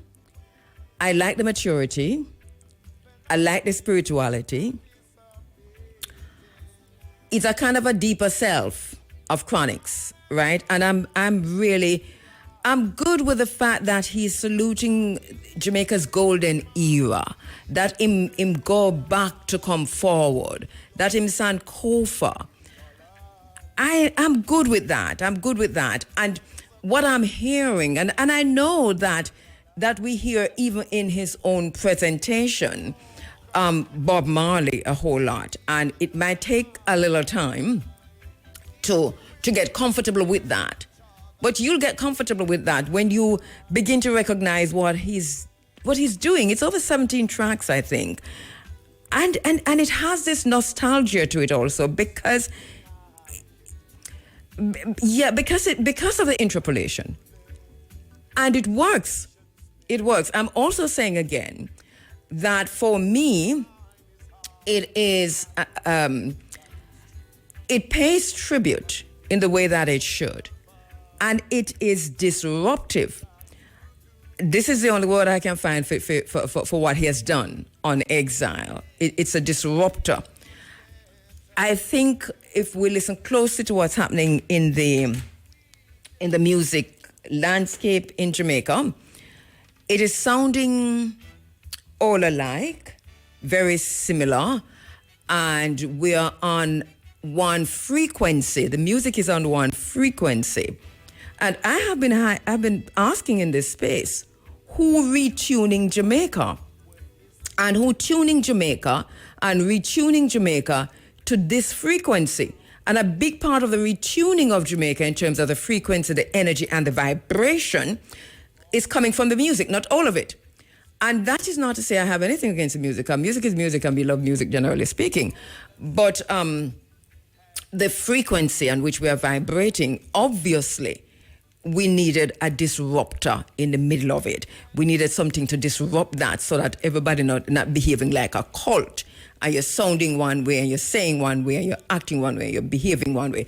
So what we find from Chronics, which is what I like, and I don't have the album with me, so I can't play it because I never really intend to talk about the album this morning, but I was talking to Herbie, and it came to me, right, that even as we talk about Peter Tosh, and we talk about Bob Marley, and we, the children of Peter Tosh, and we, the children of Bob Marley, that, yeah, what he has done is to recognize that and to pay tribute to that, but also to do it in his way, so that it's not sampling, and it is not plagiarism of lyrics or anything. What it is, the closest I hear to anything there, well, obviously the sound, you hear the sound in his own voice, you hear a Bob Marley's sound, which I think is deliberate, and Chronics can talk to us about that, yes or no. But then there's also a Jimmy Cliff sound later on down the bottom there. Oh my God, this kind of sound. And there's also the Peter Tosh thing that I talked about before, and Gregory Isaacs. So we're hearing right from your start, listen, you get the interpolations, because you get, as me say, you get the Bob, you get the Gregory, you get Garnet Silk, and I don't know if I'm begging for the question, but yeah, me hear that too. And Jimmy Cliff, and that is why I made my own 2 ears.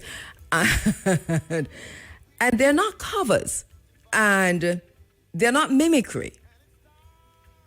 It's a sonic strains that I'm talking about, of Bob, Peter, Bunny, Gregory. And even, I sure hear a little thing in there that third worldish. Nothing is wrong with that. That is how music go, and that is how albums are. It's artful, and he's done a brilliant job with what I've heard so far. It is a salute, and it is a celebration of Jamaica's musical heritage, so I can work with it and go back to the music and bring forward the own things. So it's not a rehash, It's cool. It's cool. So what I've heard so far. So I say, welcome back, Chronics. I mean, it took you a long time. Enough time to say, right here. So what happened to Chronics and so on. But we understand, because we've heard you say too, when you're ready. But there's one song in there that I have a little bit of arrogance. So I love it. Well, I balance the thing, Chronics. I balance the thing. I haven't finished listening to the album, but you probably have. I'm a student of literature. And so I heard, I think it's called Savior. So unless I am misunderstanding the lyrics, I probably have to go back and look at the lyrics. It has a tinge of arrogance, right? But that is not to say that it's not good. And then even the way you carried it off at the end, wow. I think that's the one that at the end, I think that is the one at the end that has the Peter Tosh, that kind of a, homage to Peter Tosh. I could be wrong, but I think so. Anyway, so the album is called Exile. I don't have a copy of the album. I'm listening on Spotify. And so I need to, from people's Spotify, So I just need to get the album. So I probably need to beg the album star so I can listen to the next half of it. But I've asked Herbie Miller to listen and let us have a conversation about it. What I really like about the album is that it is disruptive. It has come at the right time. The music needed, the industry needed, the landscape needed. Somebody needs to remind us of who we are, why we are, and where we're going. Somebody needs to remind us that music is more than what we're hearing. Somebody needs to remind us that we not all have to be vibrating on the frequency there, because the frequency there,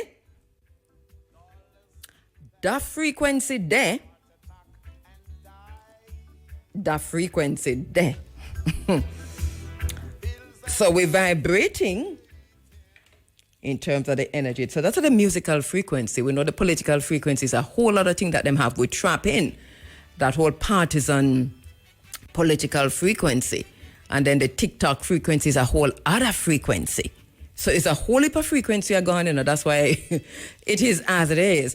But I am encouraged that he has sought, and probably, I don't know if he did this deliberately, but he has sought to disrupt the frequency and to retune the nation to a higher frequency, a higher vibration, and positive energy. Thank you, Chronix. And I've only listened to half of it. Right? Thank you. For the African diaspora to enter the continent of Africa. And so they're always involved in terms of their thinking. There's always something that is happening to build upon that, to make that as true as possible. And over the years, it's been really good. If you recall, many years ago, a group of Maroons from Accompong went to Sierra Leone, and we were linking with them every Sunday, even when I'm in a church. We were linking with them every Sunday in Sierra Leone because they had gone there and had found and relatives, if you will, yes, because of the history. We'll talk a little bit about that later. But so we're looking forward to having this conversation this morning of what's happening now and how you can be a part of it. Our brother is in Ghana. That is Michael Barnett. Oh yeah, Michael, you're in Ghana. So there is an event that's coming up that I have to talk about a little bit. And it is also ISIS. Denise Isis Miller, I just saw your text, my darling. I'll see you. Wear your Gideon boot. I'll see you in Westmoreland. Right, the ISIS, so we can't leave you out of this. So I'll see you in Westmoreland. All right, so, okay. Okay, so, right, as I was saying, Michael Barnett is in Ghana at the African in Transition Conference. Didn't realize that was going on, but he's asked me to announce this, so let me do that. The Faculty of Social Sciences, the Department of Sociology, Psychology, and Social Work at the University of the West Indies, the Institute for Caribbean Studies, presenting Peter Tosh Symposium in celebration of the 81st anniversary of his Earth Day, entitled Examining Peter Tosh, Revolutionary and Reggae Icon Through the Lenses of the Radical Tradition of Malcolm X. And all right, so it's kind of escaping from me, but I'll read it. Okay, so yeah. So the Peter Tosh Symposium is happening on October 23 from 6 p.m. to 8:30 p.m. at Neville Hall Lecture Theatre N1 at UWI campus. And this is going to be featuring Clyde Mackenzie, who's a keynote speaker, Dennis Howard, and Chairperson Michael Barnett. And that's happening on the 23rd. Did I say the 23rd just now? Let me go back for the date. October 23, 2025, 6 to 8:30 p.m. N1, Yui Mona. The title of the Peter Tosh Symposium in celebration of the 81st anniversary of his Earth Day, entitled Examining Peter Tosh, Revolutionary and Reggae Icons Through the Lenses of the Radical Tradition of Malcolm X. I am Malcolm X. We marked the 160th anniversary of the Paul Bogle-led Morant Bay War on October 11, 1865. We're thinking about Paul Bogle, them thinking about piracy. That is a frequency on which we're vibrating. That's why the energy, and that is why it's set the way it's set, because we are honoring enslavers and the memories of enslavers. Pirates is a word them used to describe the enslavers. And right now as we speak, there's a celebration of the enslavers on this island. It is frightening, but where does that leave us? Even as we remember the Morant Bay War, it's a problem. The people, what a dichotomy. Just 27 years post-emancipation, 1865. It was a protest against socioeconomic and political injustice.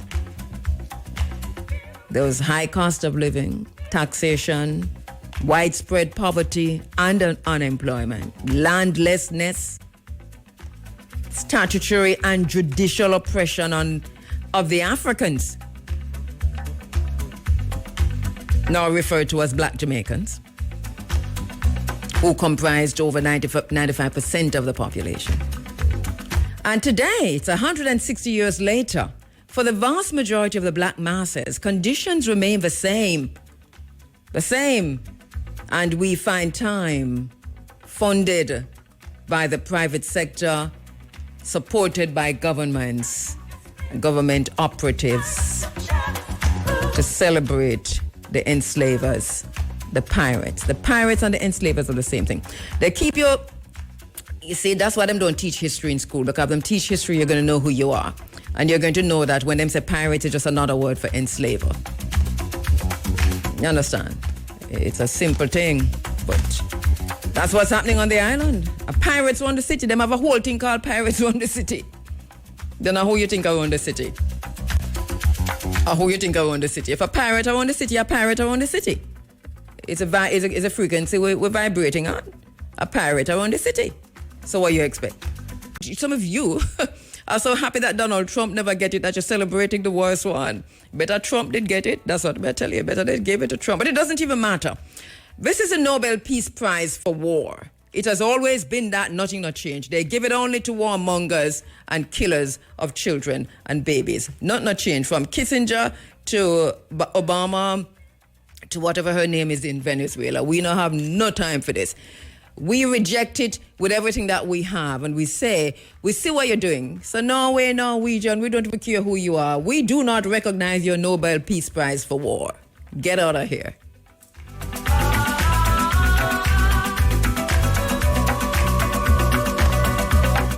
Hey, by the way, make a segue quickly. Rise to the occasion, celebrating 30 years of Sizzla Kalonji on Heroes Weekend, Sunday, October 19 at Kingston, Jamaica, featuring live performances, guest appearances, and tributes that reflect Sizzla's global influence.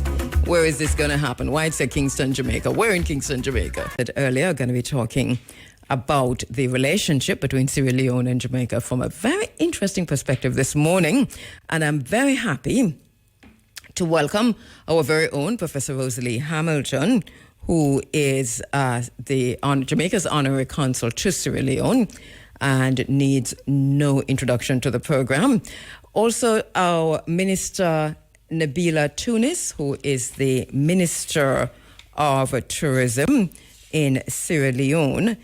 Since 2023, she has served as Minister of Tourism and Cultural Affairs, driving initiatives like Tourism for All and organizing the country's first Women in Tourism Regional Congress. Minister, welcome to IRI FM. Welcome to the program. Thank you very much. It's a pleasure to be here. All right, so I'm hearing her, but not on my console. Professor Rosalie Hamilton, you're there?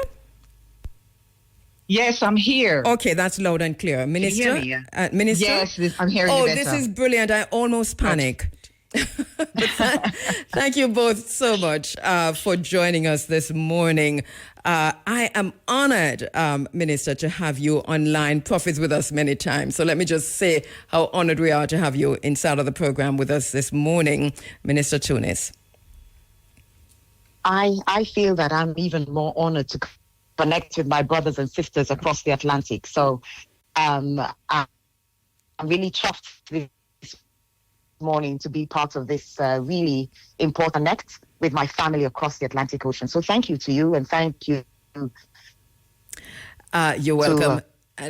Prof, for making this happen. And I look forward to having this conversation. All right, brilliant. Professor Rosalie Hamilton, we have had many discussions since you were named Honorary Consul for the Republic of Sierra Leone in Jamaica. An update on how that work has been going. Let me start with you. Well, thank you so much. Let me start by just reminding the audience that the consulate was launched in February 2023. That's 2.5 years ago. And we launched with a goal to deepen and strengthen the historical and cultural ties and to really create, social and economic opportunities that really can advance the well-being of both our countries. And so we've been doing a lot over the period, but I'll just bring you up to date as to what's been happening this year. Yes. Because this year we started an excited link-up between teenagers here in Jamaica and teenagers in Sierra Leone. Mm-hmm. And we thought it was important for young people just to know how they celebrated Christmas and the commonalities and so on, and the New Year celebrations. So that was really exciting. Mm-hmm. And then we said farewell to our ambassador, as you know, our High Commissioner, Sadiq Abubakar Y, left office in February. And so we had a nice online celebration for him and thanked him for his service to Jamaica. Yes. And then in July, we did this exciting thing that you know about. I think I've talked about it on your show, is that we did our commemorative tour to Nova Scotia. Yes. So in July 21st to the 28th, we went to Nova Scotia. I have to just come back and give you all that detail. It's a lot of excitement that took place. We met all kind of Jamaicans that have historic Maroon roots all the way back then. We met some recent Jamaicans, really, really exciting. And we want to do that again next year.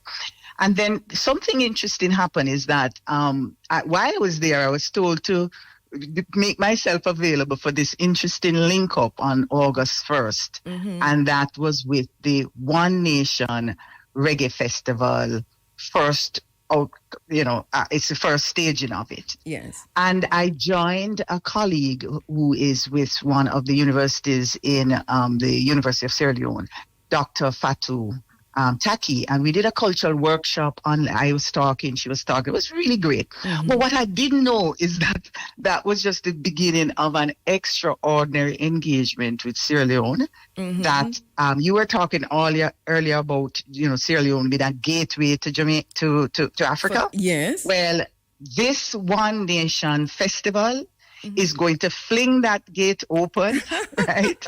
And it's being led by this it's being led by this phenomenal minister.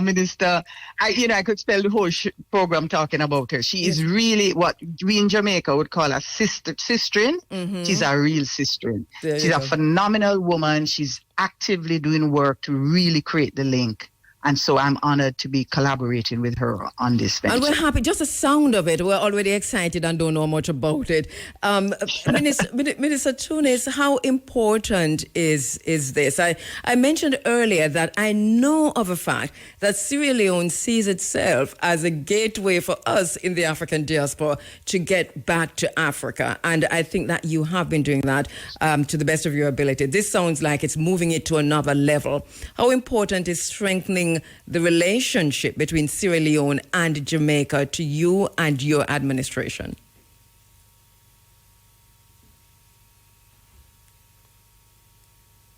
Did we lose her? Are you there, Prof? Yes, I'm here. Well, I think we might have lost Minister, but I'm not sure. She's on now. Okay, great. Oh. Are you back with us, Minister? Oh, there. It looks like we're having some connection problem. You know, I heard the at the beginning, you know, I heard that it was a weak connection, but I think she's gone. No, is she back, Minister? No, I don't think so. No. All right, we're going to try and get her back. Hopefully we can. It means I have to take. Do I have to take a break? No. We're going to be doing something on the very same phone you're on, Rosalie. So let me hope that it doesn't disrupt our conversation. But yes, are we back? No. Even with Professor Hamilton, I'm not hearing her. Prof? Yes, I'm hearing you. Okay, brilliant. I'm hearing you. Brilliant. Okay. So while we wait on Minister to return, a little bit about that visit last year. two seconds of that, because I think we're getting. You mean Nova Scotia? Yes. For Nova Scotia. All right. So remember, for the listeners who may not be aware. But I think she might be back now. Sorry to interrupt. Minister, yes, you're I'm back on. Okay, brilliant. Yes, I'm back on. Can you hear me now? Yes, we're hearing you loud and clear, even better than before. So let us not waste any time. So I was asking you the importance of strengthening the relationship between Sierra Leone and Jamaica to you and your administration. Well, it's really important, first of all, because it's not just about the broader vision of reconnecting, Sierra Leone, Africa and the Caribbean, through our shared heritage, our cultural diplomacy, and the economic cooperation. But it's also really important in terms of our peoples-to-peoples exchange. We see our people across the Atlantic, especially those in Jamaica and the wider Caribbean, as our brothers and sisters. First of all, speak the same language. I know you speak Patois out there. Our grandmothers, our mothers also used to speak Patois here. We speak Creole, which is just a different form of Patois. So there's this deep understanding. Mm-hmm. And the ties that kind of connect us, it really goes just deeper than what we see. We have the history of the rhythm and the resilience as well. Mm-hmm. Your people are resilient, just as resilient as our people are.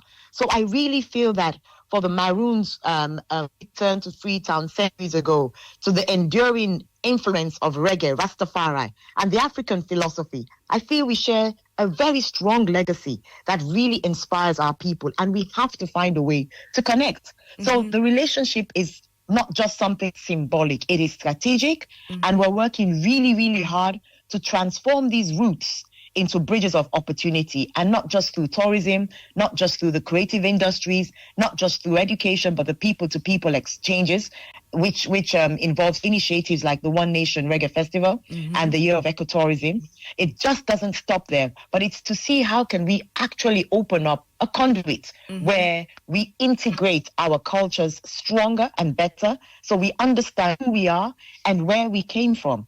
So if we deepen our ties with Jamaica, we're also reaffirming our role, Sierra Leone's role, as both the gateway and the heartbeat of the African family across the Atlantic. So this has a deeper meaning to us, finding ourselves, reaching across to our brothers and sisters, and really rekindling that relationship. Wow. That speaks directly to us. And as you talk about finding ways to make that connection, well, you mentioned two things, the ecotourism and also the Reggae Festival. I know that our listeners can't wait to hear more about the One Nation Reggae Festival. So let us start with that. Tell us more about this. What does this involve, and who are the people involved in this?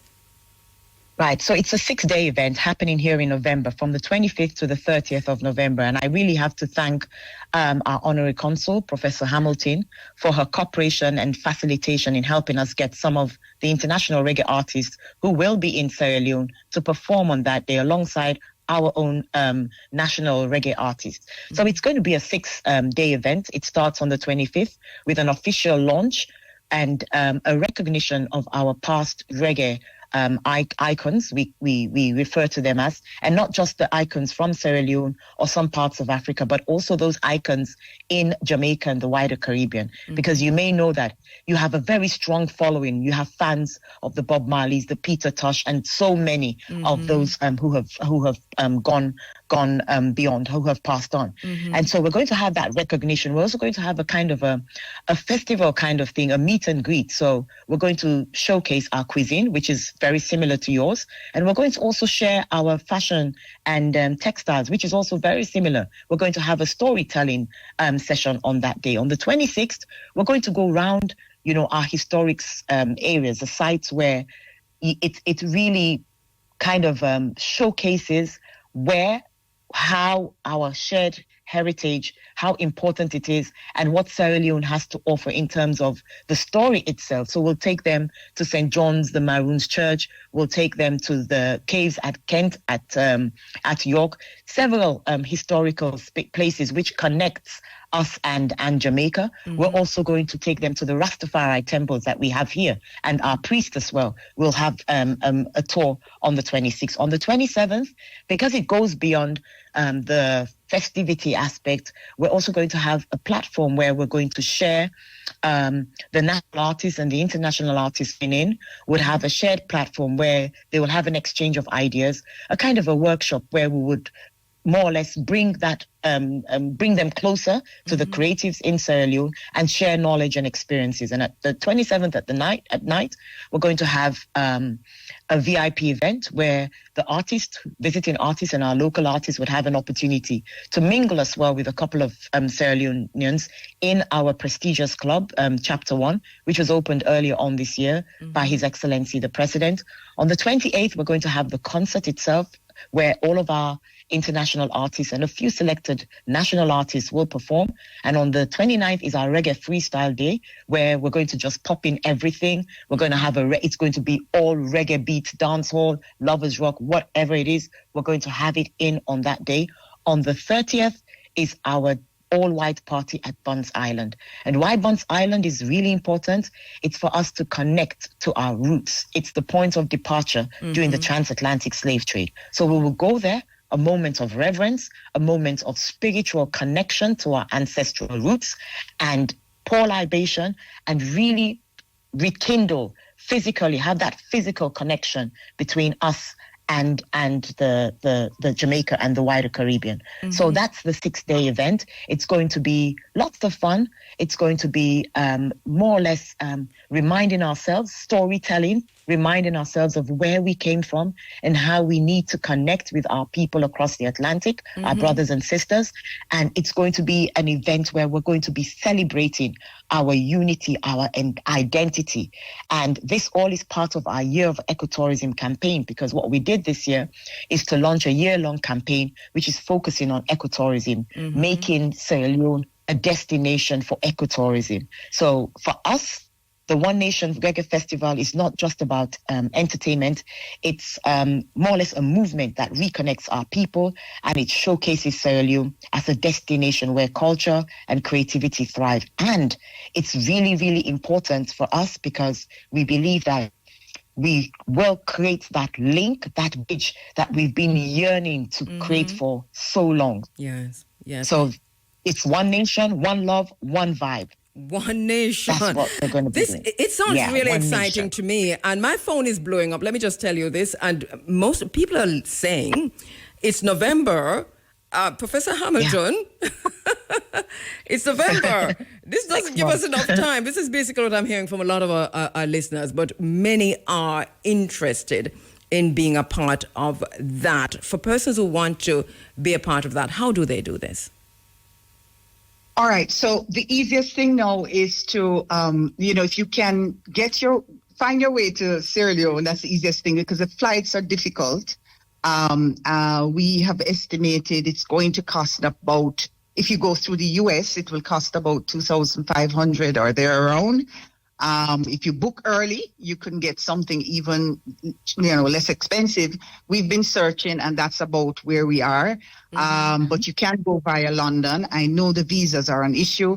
Going outside of Europe or the US is a very expensive route. But you can email me, and I can give you more information. All right, hold that. Let me, and I hear you, Minister, coming in. So hold for me. Let me just. And, we'll provide as much information as we can. I would just want to say that this is going to be an annual event. So, this is the first.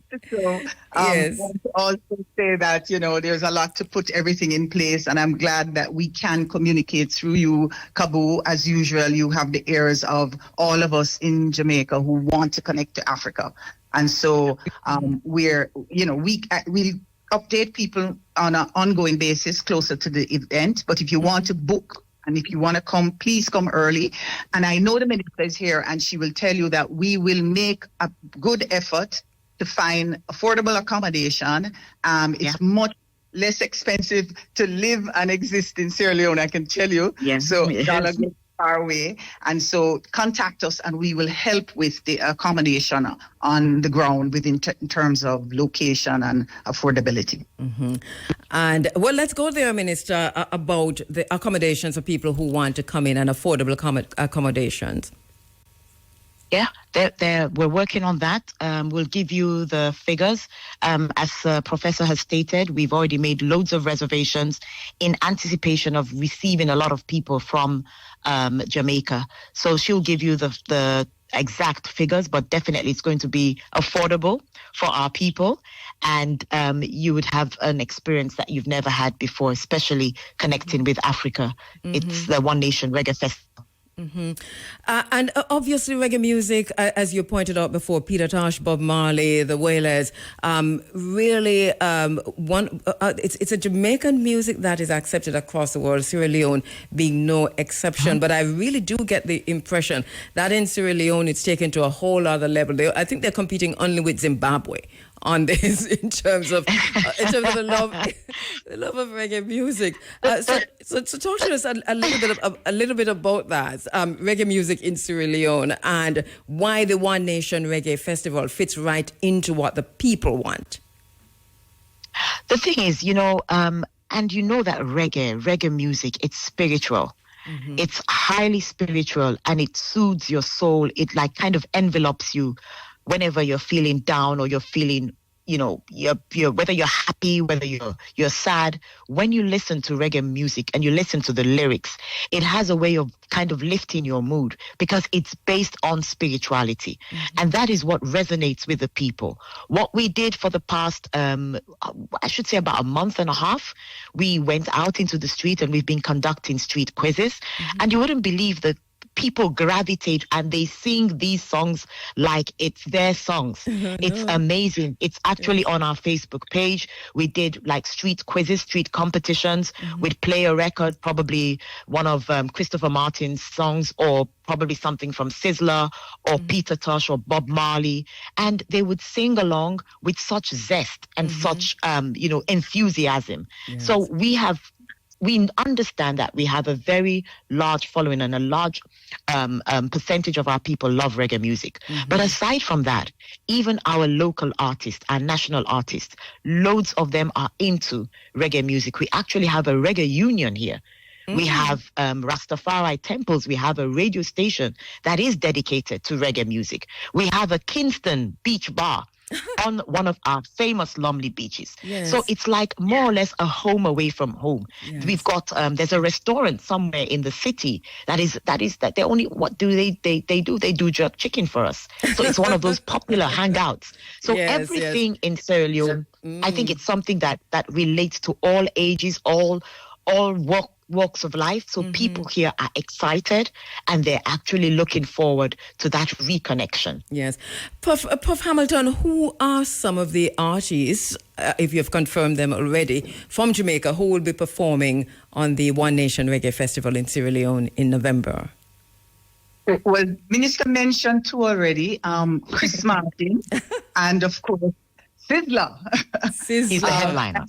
And let me say that there's been, I tell you, she's a phenomenal woman. She's made her own arrangements with some of the other Jamaican artists. Yeah. So I can tell you about some others. Yes, we've got Jar Thunder is coming across. We also have Luke and I. We have a couple of other emerging artists, and I'll share the details with you. But we also have artists coming in from Senegal. We have Awadi from Senegal, and we have Kin Medal from Guinea.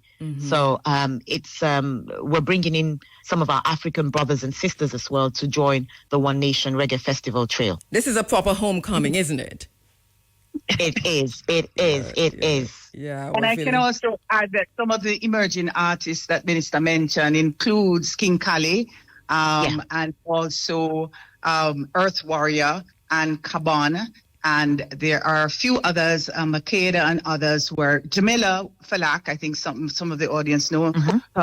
No, unfortunately, we're not sure yet. We're not finalized because of the travel arrangement. Remember, there's a lot of challenges with the visas and so on. So we're working that through, but these are the emerging artists that we expect would be there. Tell us again, because we're getting a lot of questions on that, to remind us of the possible routes and the cost. I have at least 10 questions, 10 texts on that question. So the easiest route that we've found is through New York. You can get a direct flight from Jamaica to New York and New York to Freetown. There are other routes through London or through Brussels that are fairly direct in the sense that, you could go straight to either London or Brussels, and there are others that have connections, and you can just search around online because there are very interesting ways to do this. But unfortunately, of course, all of this just highlights the need for direct flights. And we started with a conversation about direct flights and even a chartered flight. Yes. But I think that and I hope by next year that would be possible and easier for us.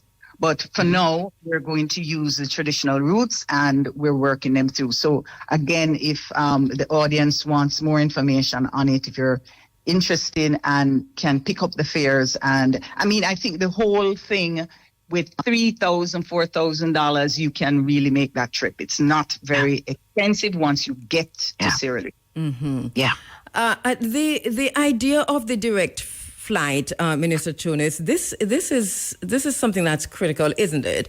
And urgent for us. I know we've tried this with Ghana, we've tried this with Nigeria, and I hear some conversations about what's happening with Barbados and other countries. But really and truly, I don't know the extent to which this discussion is happening at a Africa Union, CARICOM level, or is it a grassroots situation or government to government level? Anything? Can you tell us anything about if these conversations are happening and where they are? Okay. I think connectivity is a problem even within Africa itself. Getting direct routes has always been a challenge, and that's something that's on the table in terms of discussion. But again, connecting us with the Caribbean as well is one of the issues that we've discussed extensively, because for Sierra Leone, it's just like a 6-hour flight. When I had this conversation, I went to update my president, His Excellency, President Julius Maada Bio, who also views, the partnership as a model for how Africa and the Caribbean can collaborate. He did mention that one of his conversations that he's had with, I think it was the Prime Minister I'm not sure if it was of Barbados or someone, but he's had this conversation with a few companies that he wants a flight to originate from Kingston or from anywhere within the Caribbean across the Atlantic Ocean, because it's a short distance. It's a really short distance. So now with events like these, it gives us that impetus to accelerate the conversation around, how can we have a direct flight? We did look whilst we're doing the preparations, we had some conversations around having chartered flights. But again, because there was this urgency, we haven't concluded on those conversations yet. And there's a possibility that something might crop up before then. But as it is now, we're focusing more on the traditional routes. We've opened up the route, and we do believe that when we have the One Nation Reggae Festival in 2026, there will be more options to bring our people from Jamaica to Sierra Leone. And by the way, we're also planning to visit Jamaica because this is like a kind of a connectivity drive that we're on. So we're coming across. I mean, Professor will speak more about that, but we're coming across to be part of the events in January and February as well. Professor? Just wanted to share that. Yeah. Professor, you're going to have to speak about that even if you're not ready. Yeah. All right, let's just give a big hint that Yes. Reggae Month, and it's the third anniversary of the consulate, the launching of the consulate. So that first week in February, look out. Yeah. And there's going to be a whole week of activities. We call it Salon Week. There you go. You have been properly preempted this morning. But we totally love it. We love it. That they didn't get enough notice, right? Yes, but we love it. Because when you think of tourism, I hear the conversations on the ground here about, the numbers that have come in over the years and where they're coming from. But our focus seemed to be with North America. And now we're looking, I hear some conversations about Brazil and so on. But Minister Tunis, as a Minister of Tourism yourself, it seems to me as if you've recognized that there is this need for a greater connection, even at the ecotourism level, but tourism level, generally speaking, between the Caribbean, between Jamaica and Sierra Leone. And so I really do hope that in short order, we can have, some report from you and from our own tourism ministry here as to what those conversations are. Have you been in touch through Professor Hamilton with the tourism ministry, and how positive does it look? I must say that he's my brother, Bartlett. He's my brother, and we even spoke last week. Yes, we're having those conversations, and as soon as those conversations get to a logical conclusion, we'll be happy to share what we've agreed on. But I do have conversations with him.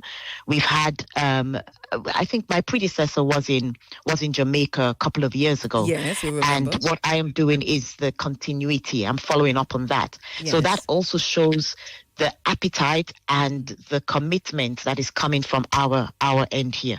So as soon as those conversations get to a logical conclusion, we will certainly share those that information with you. But I have to state here that certainly we're in talks. We're having lots of conversations as to how we can create a permanent bridge between us, and Jamaica, Sierra Leone and Jamaica, opening up Africa to Jamaica and the wider Caribbean. So those conversations are definitely on the table.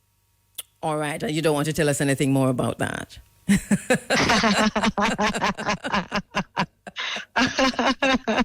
I wouldn't want to do that right now. All right, we're gonna leave it there. So, anything else you want to tell us about the event itself and just the wider plans that Sierra Leone that you have on the ground there?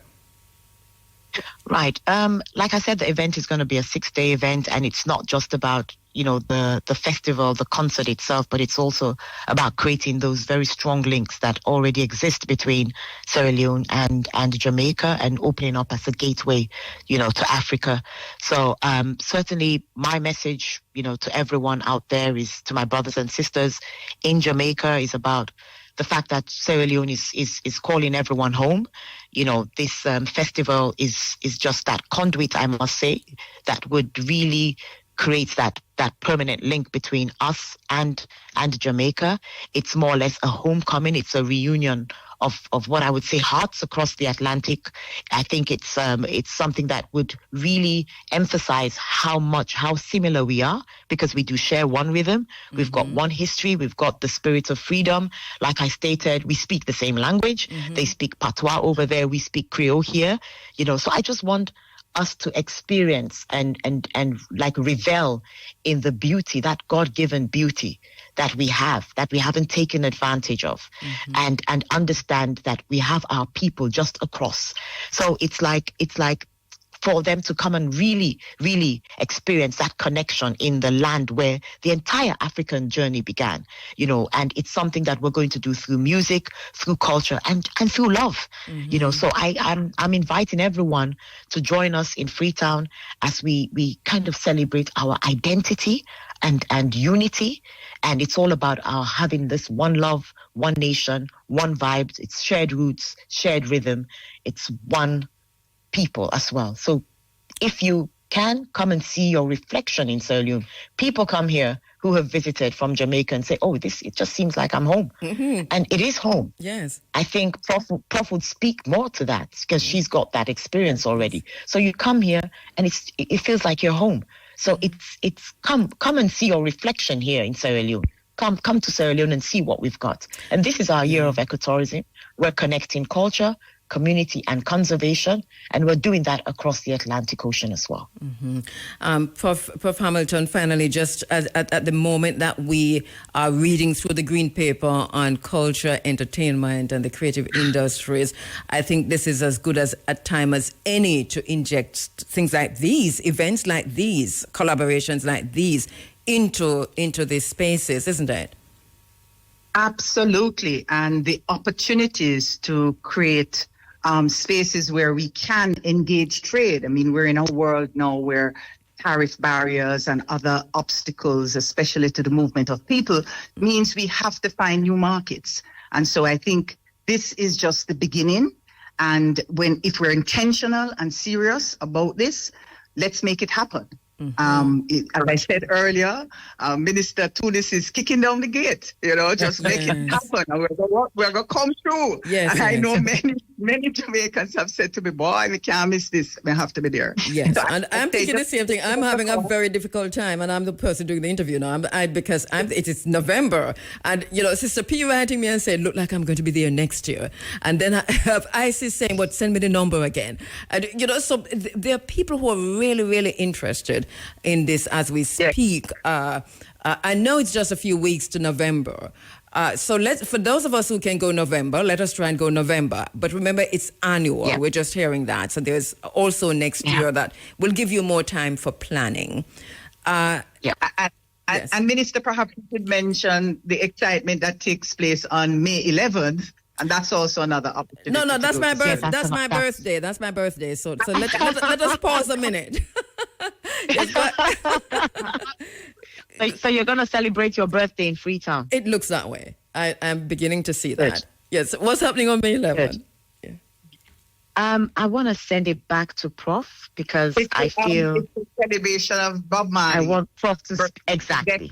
I want Prof to speak about that because I do get emotional when I reference the May 11th. Right. So May, we do celebrate Bob Marley's birthday, and we make a big deal about his birthday. But the day that he died is really a very and the minister's reaction speaks to how deeply emotional the connection is to Jamaica, the music.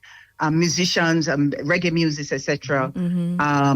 That day, and the whole country. I've not been there, and I plan to go this year on May 11th, just to see and experience the whole country recognizing the greatness of our Bob Marley. Wow, yes, I feel that energy.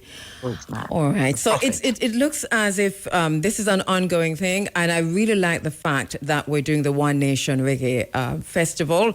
I look forward to that, and I encourage our listeners to get involved. If not for this year, then definitely for next year. And for those who can do it this year, the WhatsApp number again is, Prof. Hamilton? Yes, the number is, let me just give you 1 second. It's 876-552-9450. You can just send a WhatsApp. 9450. Right. Right. And the email is Sierra Leone, Jamaica Consulate, one word, @gmail.com. All right. Sierra Leone, Jamaica at Gmail. All right. Thank you so much. Thank you so much, Minister Nabila Tunis. Thank you so much, Thank you. Professor Rosalie It's Hamilton. a pleasure. Looking forward to being It's a in pleasure. Sierra Leone. My Great. pleasure. Thank you very much. One love. All right. Yeah. One nation. Thank you. Yeah. One Thank you. nation, one love. Yes. One nation, one love. Ghana. We're going live to Ghana, a continent of Africa, from Sierra Leone to Ghana. We're good. Hey, Michael, how you doing? Dr. Michael Barnett is online. Michael? Yes, greetings. Greetings. Yes, How you Mr. do? Kabu. Yes, man. Yeah, man. Good, man. Right here in the motherland, you know? Yes, of course. Well, Ghana, you're yes, Ghanaian. You're straight Ghanaian now. I mean, you've been to Ghana so many times now. You just can call it home and done. That's true. That is true, actually. Yeah, yes. I bet you over there talking tree and all them something there. Well, you know, I'll speak a few words, but no, I haven't got that far yet, to be honest with you, you know? All right, Michael, it's good to hear you. And why are you in Ghana this time? Okay, so there was a conference organized by one of the colleagues in my department, Professor Ian Boxill. It's the Africa in Transition conference, you know, looking at various dynamics pertaining to the various countries in Africa, where Africa is now, and how we in the diaspora as well can make stronger links with Africa and help with making progress, you know, in terms of self-sufficiency and innovation and basically striving to improve our situation, you know, as Africans. Did you yourself present a paper? Yes, I did present on Ibrahim Traore and some of the steps he made in Burkina Faso since coming to power. You know, Talk us through some of those. I know you probably don't have your speech with you, but because we did take you by surprise on that one.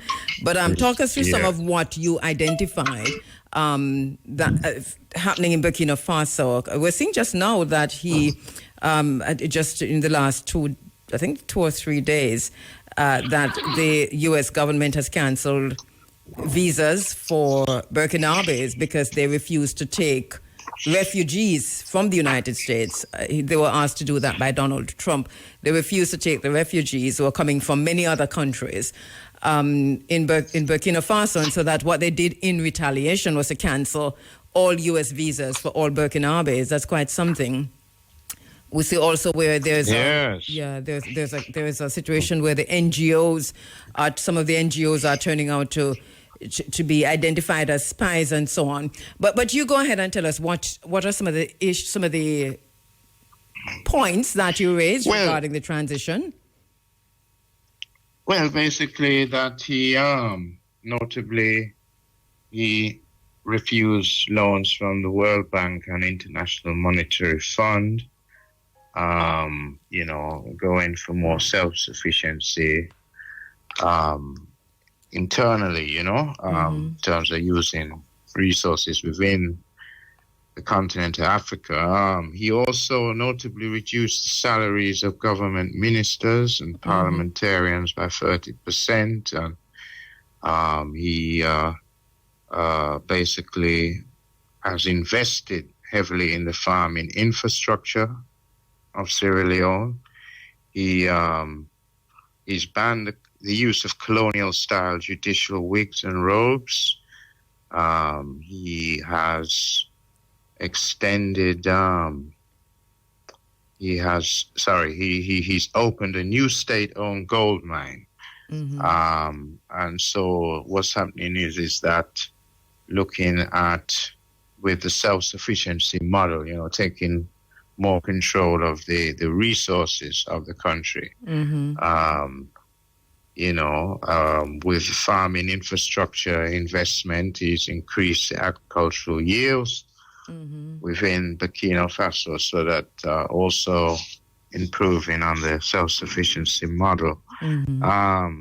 So he's done a number of things. I mean, even in terms of forming an alliance with Niger and Mali, you know, the so-called Sahel states, to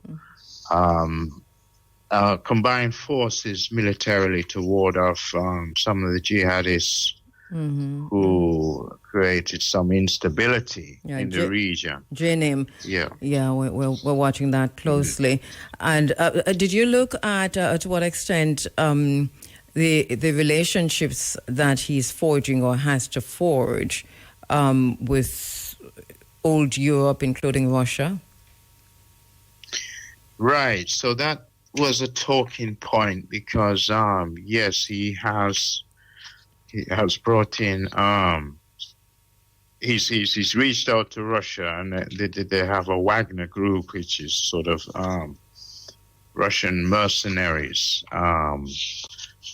to beef up security in the region. And one of the arguments, one of the discussion points was, why not internally depend on security forces within the continent rather than, you know, because as we know, it dispelled with the French in terms of the military presence they had there. So why swap the French for the Russians? And, you know, there's arguments for and against. So, you know, from a very, you know, specific Pan-Africanist perspective, we could argue, well, look for military assistance within the continent. Some of the counter-arguments from people in the audience is that Russia doesn't have a history of colonialism in Africa, and that Russia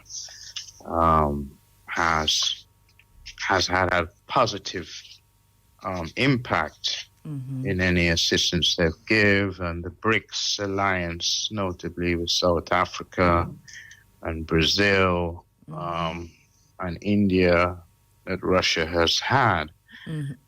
So the arguments for and against the use of Russian help, you know, in terms of military. I know it's a vexing point, and it is. I know that they obviously there are arguments for and against that. I think even for us, Michael, we're having the reasoning here. And while we understand it from the head. The heart is telling us something else. But we saw what ECOWAS did, and we see what Cote d'Ivoire is doing. So there is still that, you know, as Africa. Well, I think the topic is right for the time. Africa in transition, as Africa goes into the next stage. Wow, hold a line for me. Let me take a quick break because we want to talk to you about the symposium that's coming up at UA. Hold Michael Barnett, and he's there at a conference, Africa in Transition. We talked about that a little bit, but the upcoming Peter Tosh Symposium is happening at the University of the West Indies on October 23, organized, of course, lead organizer, I think, is Michael Barnett, right, Michael, by the Department of Sociology, is it? Yes, that's right, Sister Kabu. All right. Yes.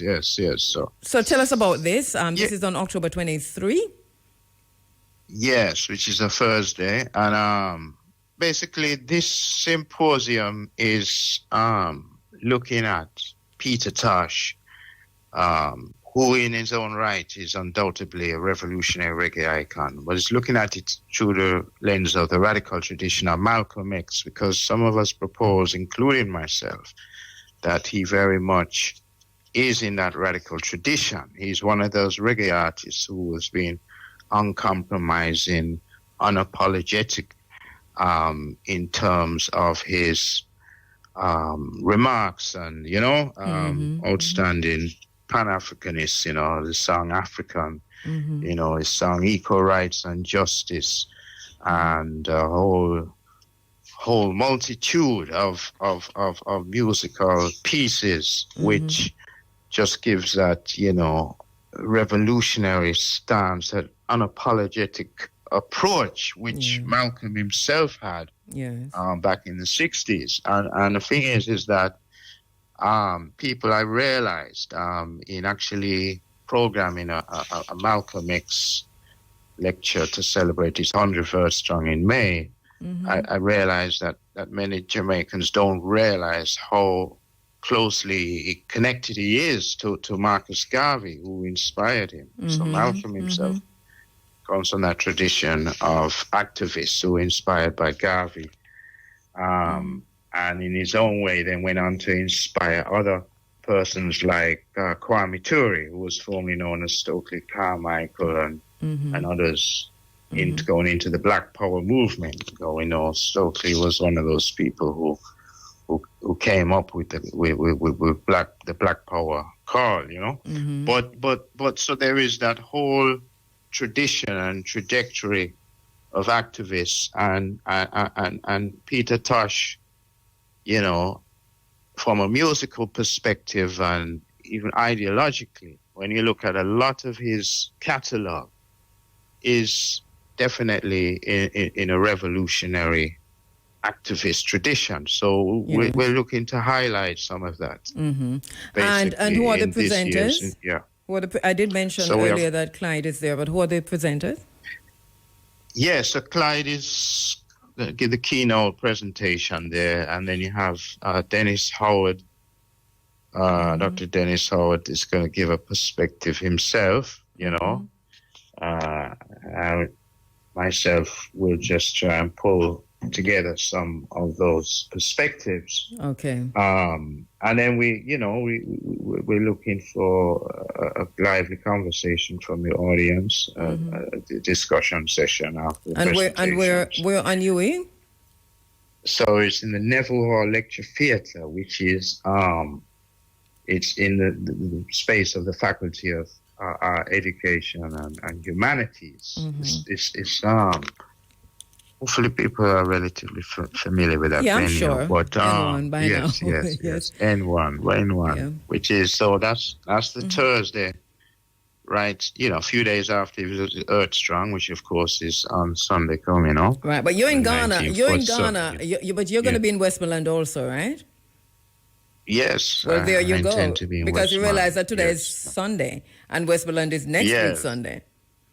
Oh, yes. Yeah. Well, I mean, my thing, I'll be honest with you, for years, I make a point to observe Peter's Earth Strong. I know, yes. Even before I was doing the symposium. Yeah. I know, yes. Yeah, man. So I'm just talking about the travel. So safe travels back, and we'll see you on Sunday. We'll talk some more about Thursday's event, which is the 23rd.